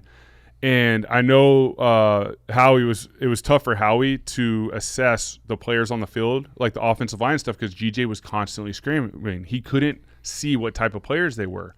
So I do know with Ben Johnson and their coaching staff, like they don't really know what they have right now because of all the running around and everything. They just want him to stay in the pocket, trust the O-line, let the O-line get settled in, then they can call the plays. Ben's going to call good plays. He's shown that in Detroit. He's done it. Once Caleb buys in and develops that skill set, it's going to help them a lot. My main point there was that there's a difference to me between, hey, growing pains, new offense, and what I see is a lot of bad habits. Yeah. Right? Like I've watched young quarterbacks play where I'm like, okay, he's going to be fine, right? He's just a little slow on making certain reads. Caleb has some habits that are ingrained in him over the last 4 years, I'd say, that I think are problematic. And I just worry. You know, you might have said, well, why'd you like him so much last week, Evan? Well, because I didn't know that they would be so pronounced in this game. Yeah. And while I want to find that balance of not overreacting to this game, but also realizing that there are habits there that are not going to go away in 2 weeks. And so how patient are Bears fans going to be? Is Ben Johnson going to be? I'm not saying they're going to bench Caleb, but the frustration can mount quick with these habits that I think are very self-destructive. They're going to get a chance. That's what's intriguing about this weekend. So Chicago goes to Detroit. Obviously a tough matchup for Chicago. Detroit's coming off getting kind of their butt kicked physically against the Packers. One of those teams is going to be 0-2, and the following week, Chicago plays Dallas and Detroit plays the Ravens. So the loser of that game could be 0-3. Yeah. Now we're talking, okay, write them off, right? Like that's kind of like the way the Bengals started last year, right? They even played well at the end of the year, but they had done so much damage early in the year that they kind of dug themselves a hole they couldn't get out of. One of those teams is going to be in a really rough spot. And I think most people would bet it's going to be Chicago, given it's going to Detroit, and Detroit's got to bounce back. But crazy. One more note on last week. So Brock Purdy's hurt. Yeah. He's out 2 to 5 weeks with it was a shoulder and a toe, but they're focused more on the toe. He's out. Mac Jones comes in, right? And the Niners window arguably is already closed Like, there was a window where it's like every year they were competing for a title. You can make an argument that maybe it's already closed based on the personnel they currently have. George Kittle, hamstring, out, right, for a few weeks. Niners are in trouble. Yeah. And you're going to hear a lot of people talk about, well, if you need a quarterback replacement for the time being, and it's hard because you just signed Brock Purdy. And I think Mac Jones, for most people at this point, is underwhelming, thinking, it's not going to go well. Where else can we go? One name that's going to keep resurfacing over the year, I promise you this, is Kirk Cousins. Right? Now, here's a couple things to keep in mind with Kirk Cousins. I'm not saying it's not going to happen, but Kirk Cousins is making a lot of money. He's got approximately $40 million in 2025 is his cap hit. 27.5 of that is his base guarantee. So if a team trades for him, they have to pick that up. They pick up what's left of the 27.5 base for 2025, right? The rest of the 40 minus 27.5, that difference, that hits the Atlanta Falcons cap because they paid it to him as a prorated signing bonus over the life of his contract.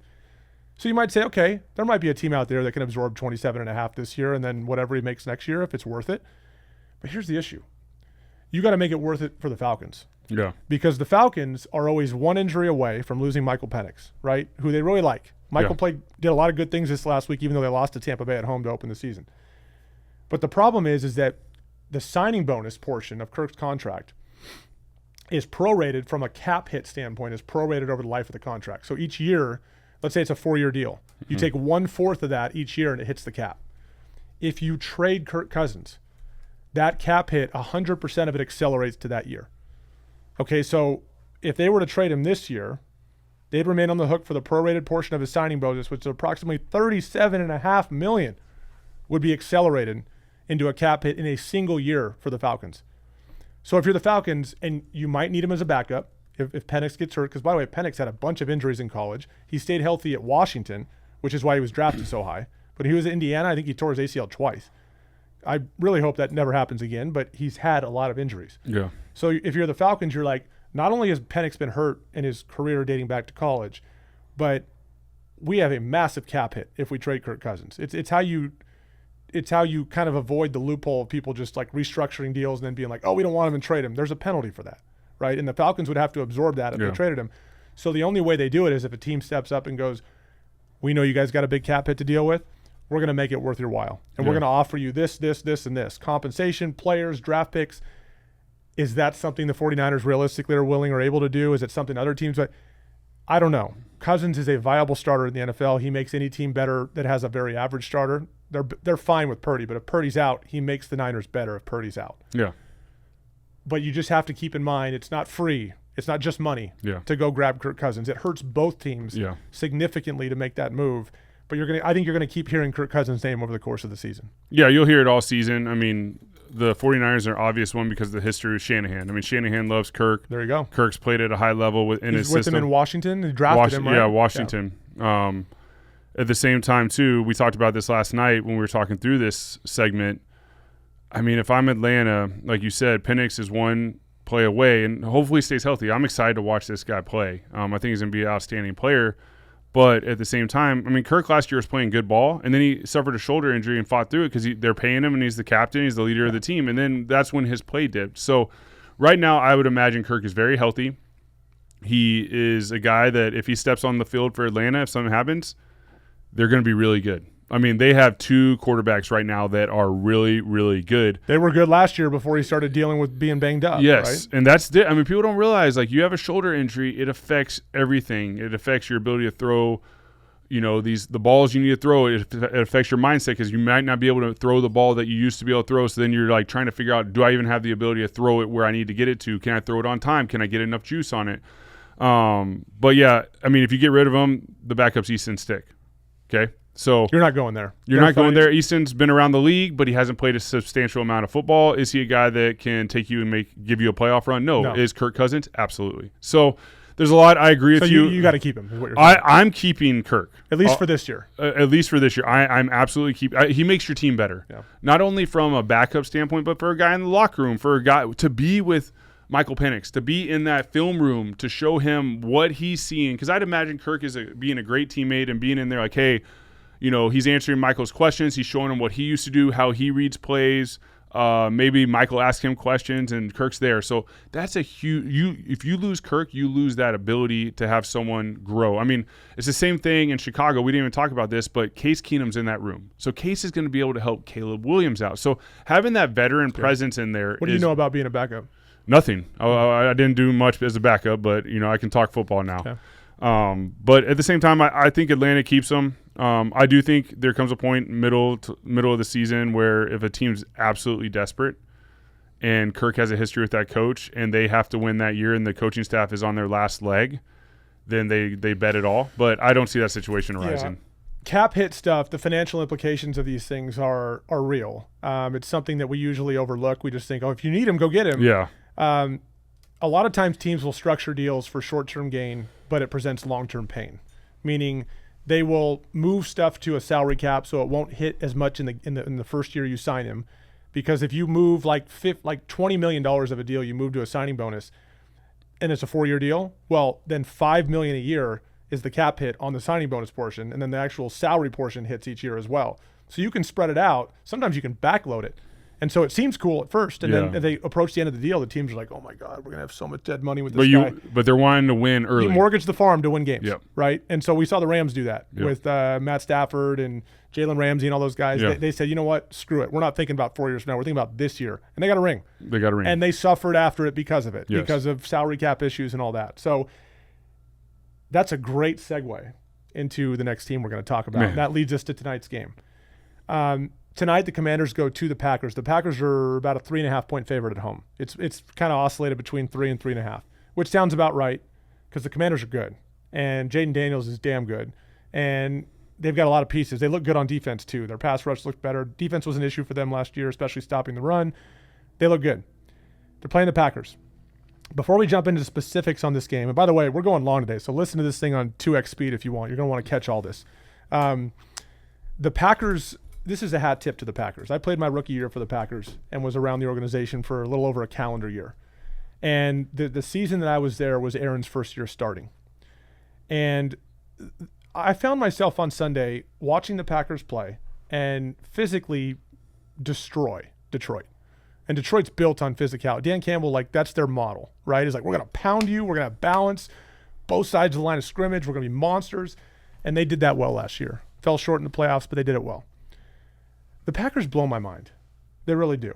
I mean, I look at this organization and I think, gosh, in the last 40 years, could even be longer than that, but I'm focused on that window. Can you really think of a time where the Packers were mocked as an organization, meaning they were a joke? They're not all, every organization, dynasties like the Patriots, dynasties like the Chiefs, at times over the last 3-4 decades, there's been times where it's been irrelevant.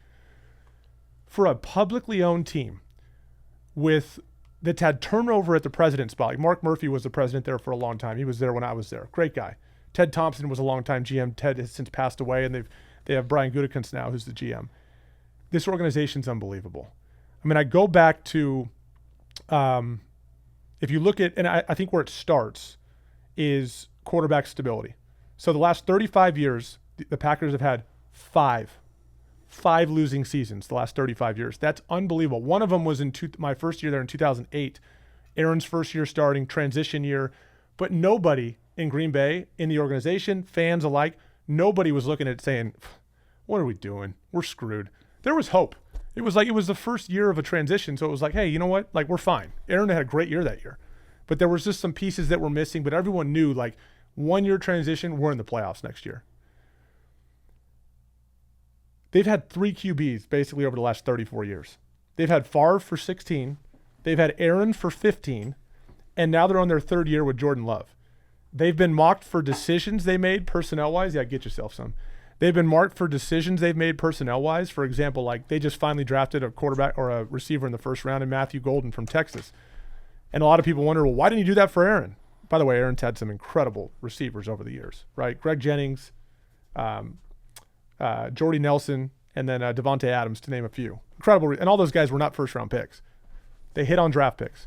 They don't reach in free agency. In 2008, when I was there, they signed Charles Woodson. That was not normal for them to go after a guy in free agency that was a prized possession and pay him a bunch. Micah Parsons is a departure of what is normal for them. They build through the draft. They build a program through the draft. And what's amazing about it, they were doing this back with Mike McCarthy and Ted Thompson and Mark Murphy, who are all no longer there, executives and head coach alike. I would argue this mindset, this philosophy, this is what's amazing about this team. It is a part of the DNA of who they are. Whoever comes in there, right now the president is Ed Policy, not even Mark Murphy anymore. Brian Gutekunst is there. Whoever comes in there knows this is how the Packers operate. Yeah. And there's not even an owner. Right? So normally you'd think an owner kind of standing back, like playing, like, pulling the strings and making things work. There's not even an owner. It's fascinating. There could be a business school study on this, of like a case study of like, how do you take an organization in any industry, let alone football, and have this level of philosophical continuity without even having the same people in place over all these years, new coaches, new executives, new everything. And they keep doing it the same way. Yes, I know they went and got Micah Parsons and they're paying him $47 million a year. That's insane. That's not normal for the Packers. But he's a special generational talent that they thought, oh my God, you're gonna let us have him. We'll take him. Normally draft picks to them they're gold. Yeah. Because they hit on draft picks. Yep. And they hit on players that start in the 3rd, 4th, and 5th round and are affordable for 3 or 4 years so they can have a balanced roster. The Packers are incredible. They blow my mind as I watch them play. And I'll tell you this, like if I grew up watching the Packers because I have an uncle that lives in Wisconsin, and I went to Lambeau a couple times, like, way back in the day, and I was always fascinated by them, but for different reasons. But now, having played in the league, having seen it firsthand for a year, and just watching where they are now, they are never irrelevant. You can say, well, the Steelers aren't either. Well, yeah, the Steelers have had all these technically winning seasons, but it still feels different. Yeah. The Packers are always contenders, and they're always relevant. Now, tonight, I think the pressure's a little bit on Jordan Love because I still think there's people that are like, okay, fine. Like, I get why you drafted Jordan Love with a first-round pick, and we're grooming him to succeed, Aaron. I get that. But how good is he? Fair question. Yeah. We don't really know yet, right? Like, he was efficient last week, but still only had 188 yards, right? Efficient, 73% passer, really good. But you've been a part of, one cool thing about your career, too, even though, like, you're an Eagle forever, is you've seen a lot of you've seen the bad, you've seen the good, you've seen somewhere in the middle. Yep. After I run through all those numbers, do the Packers not just blow you away with what they're able to accomplish? Yeah, I mean, it's so unique. Once again, like we talked about it, and I've always thought about it throughout my career. And playing at Lambeau is special. All right, the stadium's special, the aura around it is special.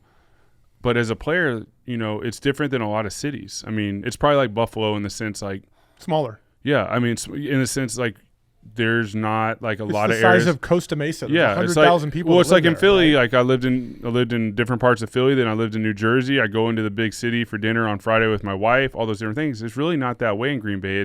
You're living next to Packer fans that are crazy about it. Yeah. All these different things. I mean, you're wearing the old jerseys because they didn't want to take the shine out of it. All these different. I mean, it's just amazing. But the biggest thing about them, and we talked about it, is the quarterback stability and what is the reason behind that. Everyone will be like, oh, they just drafted it well.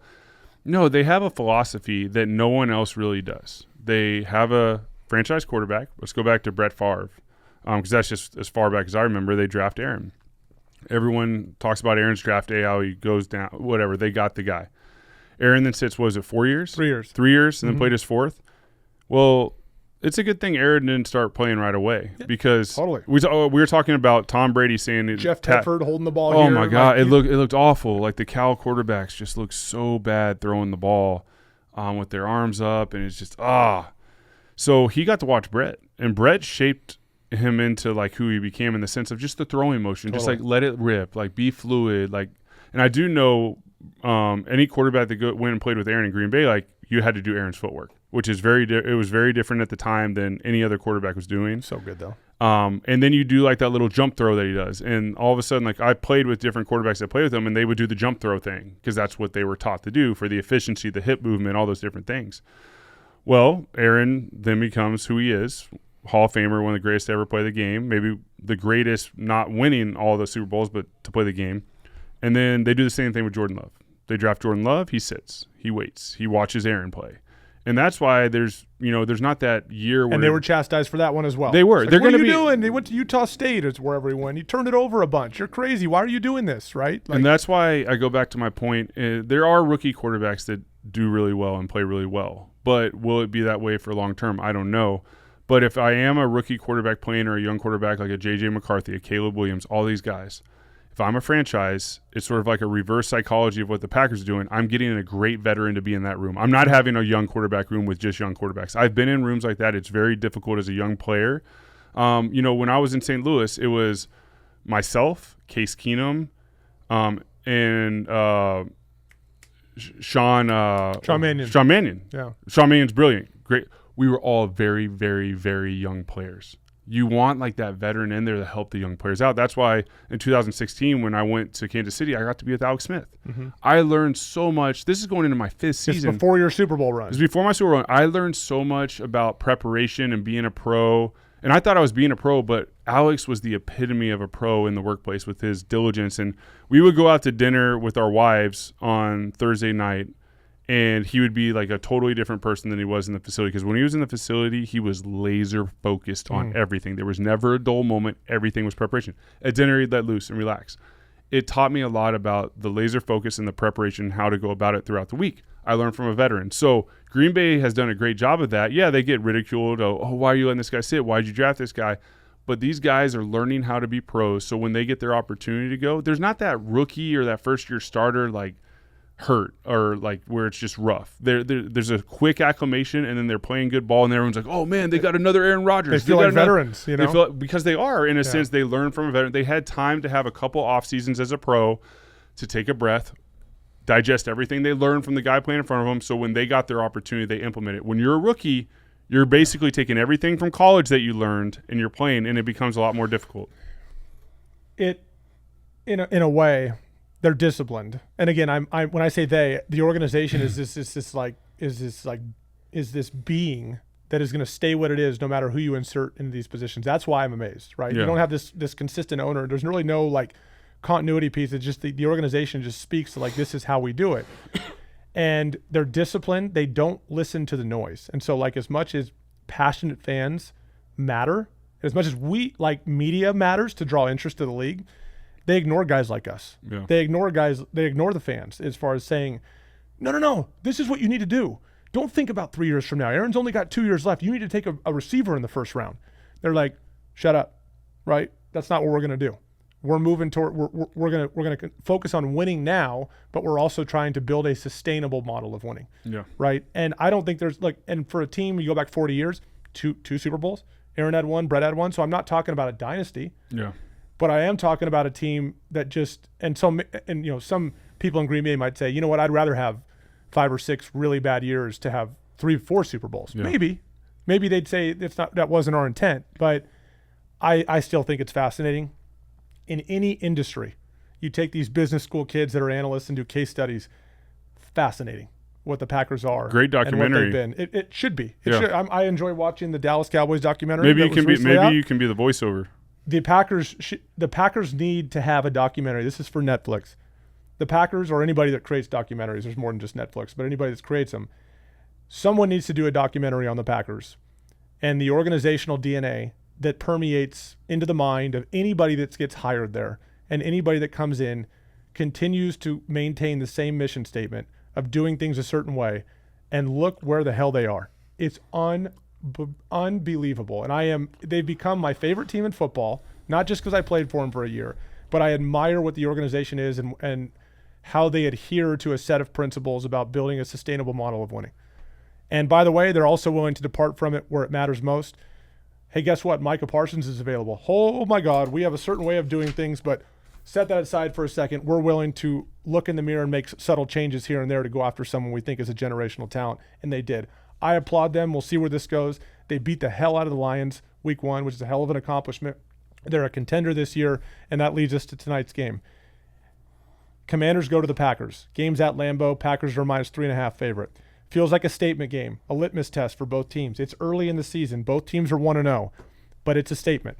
Are the Commanders good enough to go in and do and beat a team that I just talked about, beat them at Lambeau? Very difficult place to play.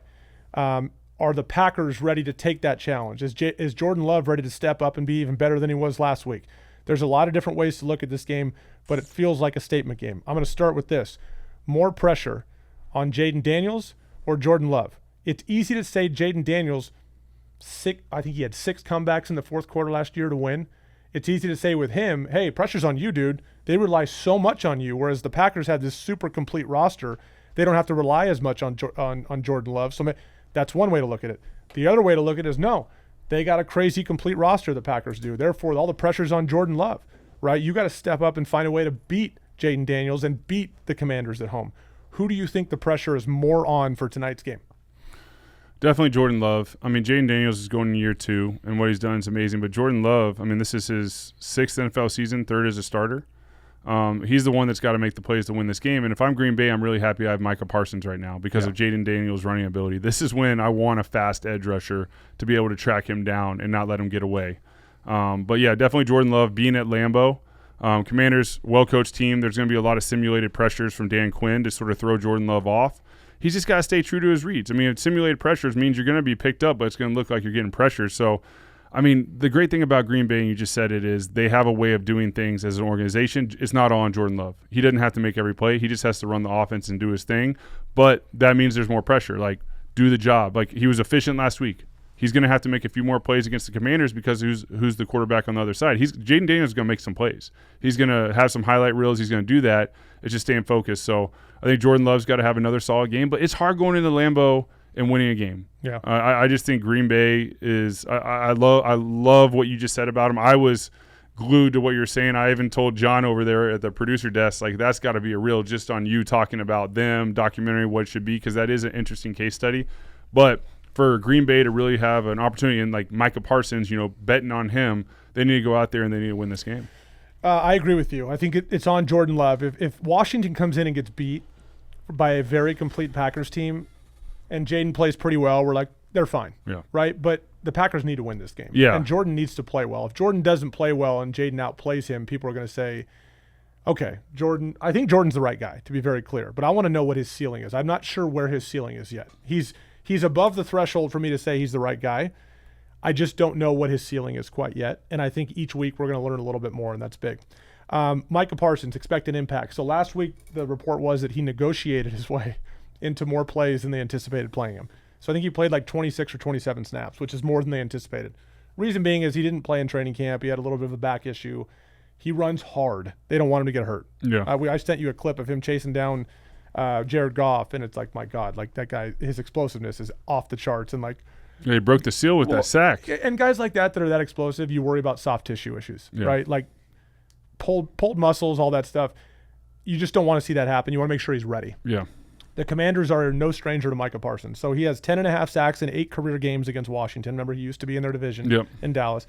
He had 4.5 sacks in 2 games last year against the Commanders. So he can do it versus Jaden. I mean, they know. They're like, okay, we got to answer for this guy. 2 things, right? Let's say you're in Jaden's position as a quarterback and you're telling your offensive coordinator what we need to do. There's 2 things I think they need to do. One, I think they need to run the football effectively. Yeah. It's going to be tough, but you got to slow down a pass rush, and sometimes the best way to do Wear them down. is to get them thinking, like, we're not sure if it's run or pass. That ball gets handed off. They fire off the line with a little more hesitation, right, these pass rushers. And 2, what we referenced earlier in the show, ball's got to come out quick early, find a rhythm, and do your best, especially with Micah. I don't know what kind of shape he's in right now. But there's also other pass rushers on this defense, right? Rashawn Gary and these guys are really good. Yeah, they're really good. Try to wear them out a little bit. Yeah. Right? So Washington, something to pay attention to tonight, Washington does a lot of no-huddle. They're one of the most high-rate no-huddle teams in the league, and I expect that to pick up even more. So for them, even more than what they would normally do, I expect that to pick up because I think the effort is going to be we have to try to slow down this pass rush and throw them off with a run-pass balance. Deebo Samuel's doing a great job, too, on the outside. Had a good first game for Washington. And also get the ball out quick to do your best to slow them down and wear them out. That gives Jaden the best chance to be successful tonight, in my opinion. Wow, yeah. I mean, that stat of no huddle, they did 677 no huddle snaps last year. The next closest team was the Philadelphia Eagles at 274. Wait, they're 3x, the second team of snaps of no huddle? A little bit over 2x, yeah. Oh, my goodness. Yeah, but wow. Okay, so you might ask, why do you do a no huddle, right? Fans might, no. What you do is it wears down the defense. It simplifies the defensive coverage. They have to line up and go, and they don't get the check. They can't do exotics if they can't. They can't do exotic. They might be able to make like a single linebacker pressure, a safety pressure. Maybe they'll be ready. They're practicing that this week, but it's hard on game day. That's why you go fast. But it's hard, and then everyone's sort of on their heels on defense. And I ran a no huddle offense with Chip Kelly. You get very simple looks. where it's easier to execute. It's easier to see the coverage. It's easier to know, hey, quick completions, hey, boom, boom, boom. There seems to be more air in the secondary when it's a no huddle. When my wife Tori talks about football and we watch football together, anytime it's a 2-minute drill, it seems like the team goes right down the field and scores. And she's like, why don't teams just do the 2-minute drill? And I think the big reason is, and we both know, is if you go 3 and out on a 2-minute drill during a game and that's all you're doing, that's like 30 seconds and the defense goes back on the field. It's really hard to sustain. I know when I played for Chip Kelly, we would run a lot of plays in a game. And if we ever did have a 3 and out after the defense had a long drive and they haven't gotten to catch their wind and recover, then they're back on the field. It's tough. So that being said, mixing that in throughout a course of a game, though, is really hard on the opposing defense because during practice when you're preparing, you're not just running cards and stuff.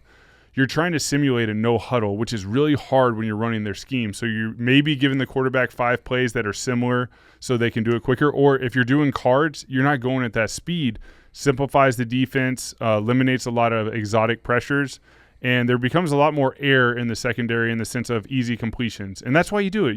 And it helps with rhythm. I mean, it's like the course. We say football's not really a fluid game where, we're going in the huddle, we're calling a play, we're going to the ball. We're going in the huddle, call a play, go to the ball, play. 4 seconds, 5 seconds. No huddle, it's like a basketball game. And you see all these quarterbacks warming up these days with basketballs and all these different modalities. A lot of them are basketball players. They want that fluent play. So it's another way to help your quarterback get into a rhythm, get those completions. And then, honestly, defenses tend to bust or keep things open. So you can hit some downfield shots. But I will say Green Bay's probably worried about that. It's hard to stop a no huddle if it's really good, especially with a guy like Jaden Daniels that, when I was running it, I wasn't running around like Jaden Daniels. Jaden Daniels, that D-line gets worn down from rushing because, you got to think about it. When those D-ends are coming off the ball, they're running like 10 to 15-yard sprints every single time with resistance from the tackle. That's exhausting. Yeah. Whereas your O-line, they're blocking stuff, but they're just standing in place, keeping there, using their power. So you're going to wear down the opposing defense, and it's going to open up more big plays. And I think we should note, too, there's a way to do no huddle and not necessarily keep a 2-minute tempo. So 2-minute tempo means like we're moving quick because the clock's running out. But we can go no huddle and snap the ball with 8 or 9 seconds on the game clock, all we want. And what that allows you to do is get a picture of the defense, right? Simplify them. Also not allow them to sub. Yes. So like what I expect to with Washington's approach is like, let's say like Micah Parsons is not on the field. No huddle. Expect no huddle. Why? Because you can't sub him in the game. Yeah. Right? You can't if the offense is not subbing, you can't on defense all of a sudden bring guys in and out of the game. Yeah. Because offense doesn't have to wait for that. No. Right? They can just snap the ball, penalty. Yeah, right? free play. So just keep that in mind too. That'll be a fascinating thing to watch tonight. I expect that to impact the way the game goes. And like you just mentioned, by a long shot, Washington does the most no huddle in the league. They're going to do more tonight because it really, really applies to a team that has a pass rush like the Packers do. Well, I love what you said. It does not mean 2-minute speed. That's a different speed. So 2-minute speed is usually it's frantic. It's like set, ready to go, or whatever is set hut. Yeah. Like it's real quick, or Washington on the road will probably be doing no cadence, so they'll probably be just lifting their leg or doing their hand down or whatever. Or the third leg. Lift the third leg. Yeah, whatever it may be. That's what I did. But what's great about what they do with no huddle is you can do a double cadence. Like the defense doesn't know, so you can be like, set hut, why do I set hut? You can see what they're doing. You can switch the play real quick, and then you can go. You can get them to jump off sides. And that's the thing is if they do some quick counts and then do a hard count, the defense is probably going to jump. So that's what's great about a no huddle in the game. Imagine being a defensive coordinator too, where those guys are like sitting up there. They've got like kind of like I am right now. They've got all their feet out. They're looking at things. They're marking things.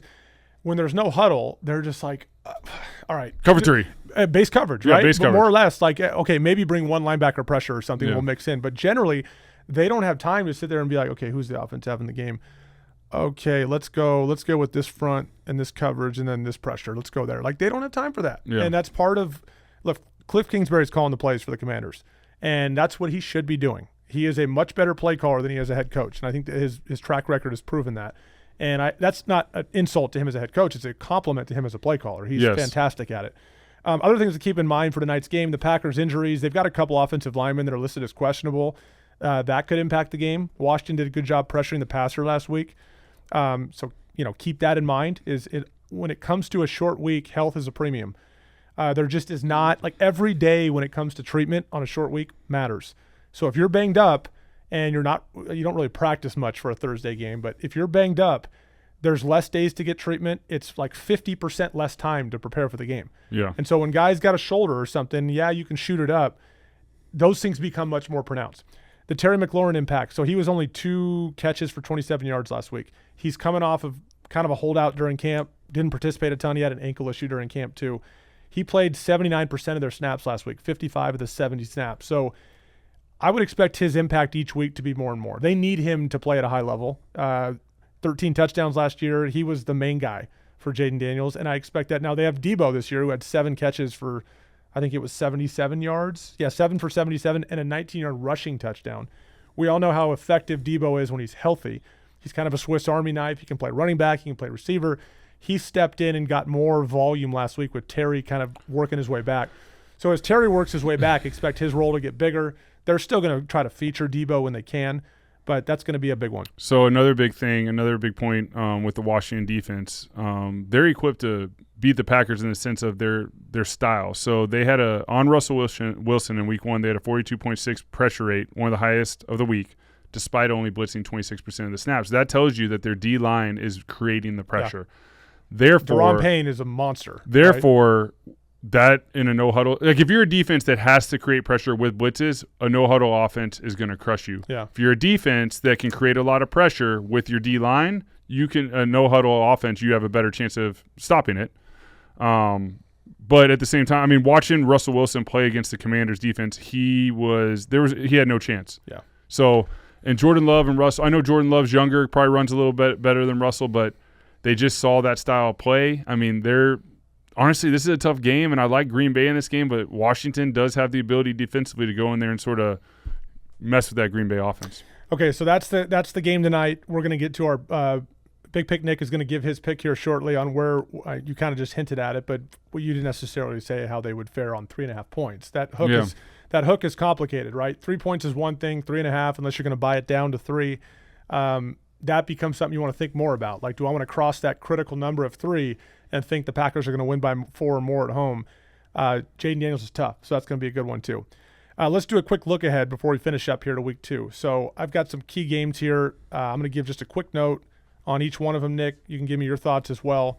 I'm going to start with San Francisco at New Orleans. Purdy's health is an issue. He's not going to play as far as we know unless that changes. George Kittle's out. The Niners have issues. New Orleans barely lost in week 1. Spencer Rattler's their starting quarterback. They had a chance to win late. Ended up losing the game. Kellen Moore, obviously the offensive coordinator, I expect them to get better week by week. If it is Mac Jones, San Francisco at New Orleans, Nick, what do you think? San Francisco at New Orleans, I think Kellen Moore gets his first victory. I do. I think San Francisco's too banged up to go into New Orleans. I think Kellen Moore comes away with his first victory. So that game right now is San Francisco -3 at New Orleans. Yeah. I think it'll be a really good game. I think it will be. I think Kellen's going to get his first victory as a head coach. We hit on some of the key points of Chicago at Detroit. Tough matchup for Chicago, obviously. Whoever loses this game, Detroit desperately in need of a bounce back. Whoever loses this game is going to be 0-2. The Bears play the Cowboys in week 3, and the Lions play the Ravens in week 3. So whoever loses this game, I mean, there's a chance that they'll go 0-3 to start the season, which some people may say, hey, for the Bears, I'm not that surprised. But the Lions, that would be a shocker. If the Bears can pull it together and beat Detroit this week, then Detroit has to go to the Ravens. Decent chance. And that was a team we talked about 2 weeks ago that might underperform this year with 2 new coordinators and a brutal schedule, right? So that's a good game to keep an eye on this week too. Yeah, I think what do we have the spread out right now? Detroit -6. -6. It's a lot of points. That's a lot of points. It's a divisional game too. And remember, they played on Thanksgiving, I believe it was last year, and everyone's, Detroit will roll. The Bears really should have won that game last year at Detroit, and Detroit found a way to get it done late. Yeah, I think with the spread, I'm not saying the victory. I like the Chicago Bears. Too many points, right? Yeah, covering the spread. Too many points. Obviously, Jalen Johnson comes back, and he's healthy. He's a game changer, so I think that really helps him out. But I do think, going into another week, Caleb Williams working on his fundamentals and everything, you'll see a little bit of cleanup, not all, but I think that's a lot of points to cover. Denver and Indy, super interesting. Are the Dolphins terrible, or is Indy really good, or both? Can they start 2-0? Denver is a team, they're very complete. They're very good on defense. Their offensive line is good. I don't think Bo Nix played very well, had a couple turnovers. They found a way to win, even with 4 turnovers, which is very unlikely in the NFL. Teams that had 4 or more turnovers were 3-19 in the league last year. Denver found a way to win. Now they go to Indy. So that line opened because of what Denver is. That line opened at Denver -3.5 at Indy, right? So I always err. Like, hey, take the home dog, especially if it's that many points. The public agrees. It's down to Denver -1.5, Indy +1.5. So that line's shrinking because money's coming in on Indy. Do you think after what we saw this week that Indy can get this done? Or do you think Denver plays a better football game, eliminates the turnovers, and beats the Colts in Indy? No, I think Indy might be the real deal with Daniel Jones. I really think Shane Steichen has a quarterback that can run his offense at the level he wants to, which makes them dangerous. Shane Steichen's a great play caller. He always has been. He's just had to juggle all these different quarterbacks in tough situations. So I like Indy at home. More quick hitters here. Philly at Kansas City. Probably the game of the week. I mean, this is pretty good. Super Bowl matchup again. Yeah, it's really good. I mean, obviously tonight's a really good one as well with Green Bay and the Commanders. But Philly at Kansas City. So Kansas City is the only team in the AFC West to not have a win right now. I know it's only one game. Couple facts to digest before you make this pick. The Chiefs haven't started 0-2 in a decade. Okay, so the Chiefs generally get off to a good start. The Chiefs haven't lost at home since Christmas of 2023 against the Raiders. Okay? Christmas of 23 against the Raiders. So they didn't lose at all at home last year. It was towards the end of the year, the previous season. They're tough at Arrowhead, and the Chiefs always feel like a team. I remember last year on Christmas they were going to Pittsburgh, and it felt like Pittsburgh gets this done. The Chiefs are different this year. They don't seem like they have it. The Chiefs beat the hell out of them. The Chiefs are a team where, okay, start doubting them, and they'll surprise you. If this game were in Philly, I wouldn't even think twice. I'd be like, okay, it's going to be a rough start for the Chiefs. They're going to go 0-2. But Philly's got to go to Kansas City. Right now, it's Kansas City is a underdog at home, +1.5. It opened, actually it hasn't moved. It opened at Philly -1.5, Chiefs +1.5. What do you think happens? I think the Eagles give them their first 0-2 start and beat them at Arrowhead. I think they changed it. I just don't think – I think this is the start of the Chiefs. You know, I don't think they're going to have an awful year, but I think this is they're not going to be the AFC West champion this year. I agree with you. The Kansas City lost Xavier Worthy. That hurts. He collided with Travis Kelce, hurt his shoulder, out. Playmaker. We all know Rashee Rice is out because suspension. 2 big playmakers. Yeah. They asked more of Hollywood Brown, couple drops. He had over 10 targets in the game. It just showed you. Look, he's a good player, but the fact that you're relying that much on him tells me that they're in trouble. Yeah. Right? He should not be getting the ball 10+ times a game. I don't love their pass protection right now. No. I think it's potentially an issue, and Philly could expose that. And I also don't like their pass rush. Kansas City right now has a pass rush issue. Pressuring other quarterbacks for them is a problem. So, yes, I love Patrick Mahomes. And I thought he did some amazing things against the Chargers. We haven't even talked about that game. We're not going to get to it today, but Herbert was fantastic. Mahomes did some things in that game where you're like, oh, my God, that rollout to the right where he made that throw down the field, incredible play, right? Mahomes is dialed still. I just think that I think he's shorthanded. And I don't think they have enough playmakers on the outside. And I know it's shocking to see them as an underdog at home, and I think this line screams from Vegas. Go ahead. Jump on the Chiefs. They're an underdog. We're going to give you plus money at home. The Chiefs money line, probably roughly even money. Let me look at it real quick. Chiefs money line, if you want to forget the spread and just take them straight up, they're +105. For every $100 you bet, you win $105. The Chiefs at home plus money line? You think Vegas is messing around? They're like, here you go. Yeah. Have it, right? See what happens. Yeah, look at the Arrowhead stat, right? I think they're begging you to take it. Some might say, no, they're not. They're begging you to take the Eagles because the Eagles are obviously better right now, and it's only 1 point. It's almost even. They're begging you to take the Eagles. I don't agree. I think the stats show it's very difficult to win at Arrowhead, and they're daring you to jump on Kansas City.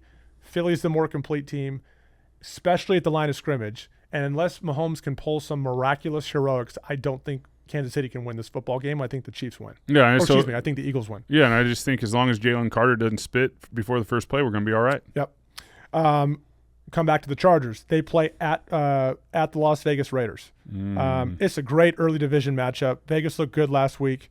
The Raiders will compete under Pete Carroll. That is a guarantee. No doubt. Pete Carroll, I played for him for a year in Seattle. He is all about competing, and his teams are always going to be competitive. The Chargers are on a high right now. Justin Herbert arguably had the best performance of all quarterbacks in week 1. He beat the hell out of the Chiefs in Brazil. Played nearly a perfect game. Great decision-making. If there's one flaw in his game for me, it's that oftentimes, especially on deep balls, that ball's got a lot of heat. It stays low. I'd like to see him throw some touch throws. Nonetheless, he's made some great decisions, had a great game. This is going to be a good one to watch. Chargers are -3.5 now. It pushed up to 3.5 on the road for the Raiders. What do you think about that spread, 3.5? And I do think it's going to be a good game, and I have picked the Raiders to be the surprise team that's going to win some games that people don't expect. They're going to win some games in the AFC West that people don't expect, but I do not think this will be the game. I like Harbaugh in year 2. I love Herbert. I think he's dialed in. He's playing well. I think they're going to cover the spread. When the show started, well, quick note, I think the Raiders are going to cover the spread too. I think it's going to be close. I think it's going to be a field goal game, and I think the Chargers are going to win. Is that I think Chargers are going to cover the spread. You think they're okay? So I think the Raiders are going to cover. So you think Raiders? I think Chargers. I think the Chargers are going to win by a field goal. Okay. That division's always tight. Every time you think you got it figured out, even when like the Chargers go to Kansas City, it's always tighter than you think. I lean Vegas to lose the game but cover the spread. I mentioned early in the show that I think Josh Allen might be or is the best quarterback in football. He goes to play a Jets team in New York. Normally that wouldn't concern you. Justin Fields looked really good week 1. I think Aaron Glenn, obviously, this offseason has done a nice job with this team. Justin Fields ran the ball well. He threw the ball well. He's a threat. The Bills are far from perfect defensively, and the game is on the road at the New York Jets. That line right now is 6.5. Bills -6.5. Yeah. What happens in that game?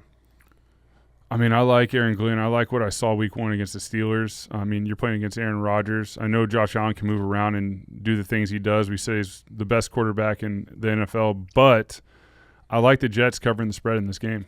I do too. I'm with you. I think I'm trying to disagree with you a little bit, but we're agreeing. Actually, the Jets might win outright. They might. This might be the game where it's like Aaron Glenn's first big win that starts changing the culture at this in New York. Yeah. Other games we don't have to jump into right now, but Dallas hosts the Giants. Good divisional game. Dallas will win that. Pittsburgh at home against Seattle. It's a 3-point line. Pittsburgh. Seattle offensively did not look great in week 1. Sam Darnold obviously can do some things, but it'll be fun to watch Aaron Rodgers at home against Seattle going 1-0. Can they keep the momentum going offensively? It starts tonight with the Commanders and the Packers. It's going to be a fun weekend of NFL football. Obviously, a lot of really interesting ways to look at how things happened in week 1. Week 2 is going to tell us that much more. Did we get some false hope on some teams? Like, we tried not to overreact here, but there are some situations from week 1 where I think you really can pull it and look forward to the rest of the year and see how it plays out. But I'm excited for week 2, and it starts tonight. Well, I think this is what's fun about the NFL season. This is my first time going into a season really being like a true fan. I needed a couple years to digest everything, to digest the career. And I know from being a player, you don't really know what team you have till halfway through the year. You sort of shape the culture, shape the mentality, and you have a good feel for it. It's the same thing in our position, analyzing games. You're looking at what you can, but it's still so early. All we have was the preseason in week 1, so you're taking your analysis and giving your best – you're putting your best foot forward on what you think, but that's what's fun about the NFL season is we get to go along with it as it gets shaped, and there's going to be a lot of twists and turns along the way, and there's going to be some surprise teams out there, and then it comes down to the end, and let's see what happens. I love it. And as you all know, you can get our podcast wherever you normally get your podcast, Spotify, Apple, whatever platform you work off of. Please check out our Instagram page. Our fabulous producer, John McCarthy, is putting up reels all the time, highlighting some of the things we talked about on this show. You can follow us at the Season Pod, at the SZN Pod on Instagram. Our links to our YouTube page are also there, so you can see this live, the video portion of this. You can watch on our YouTube channel rather than just listening, which is cool too because we have this beautiful studio. So that's a wrap. That's episode 4. We thank you guys very much for listening. We'll enjoy this weekend of NFL football, and we'll chat next week. Can't wait.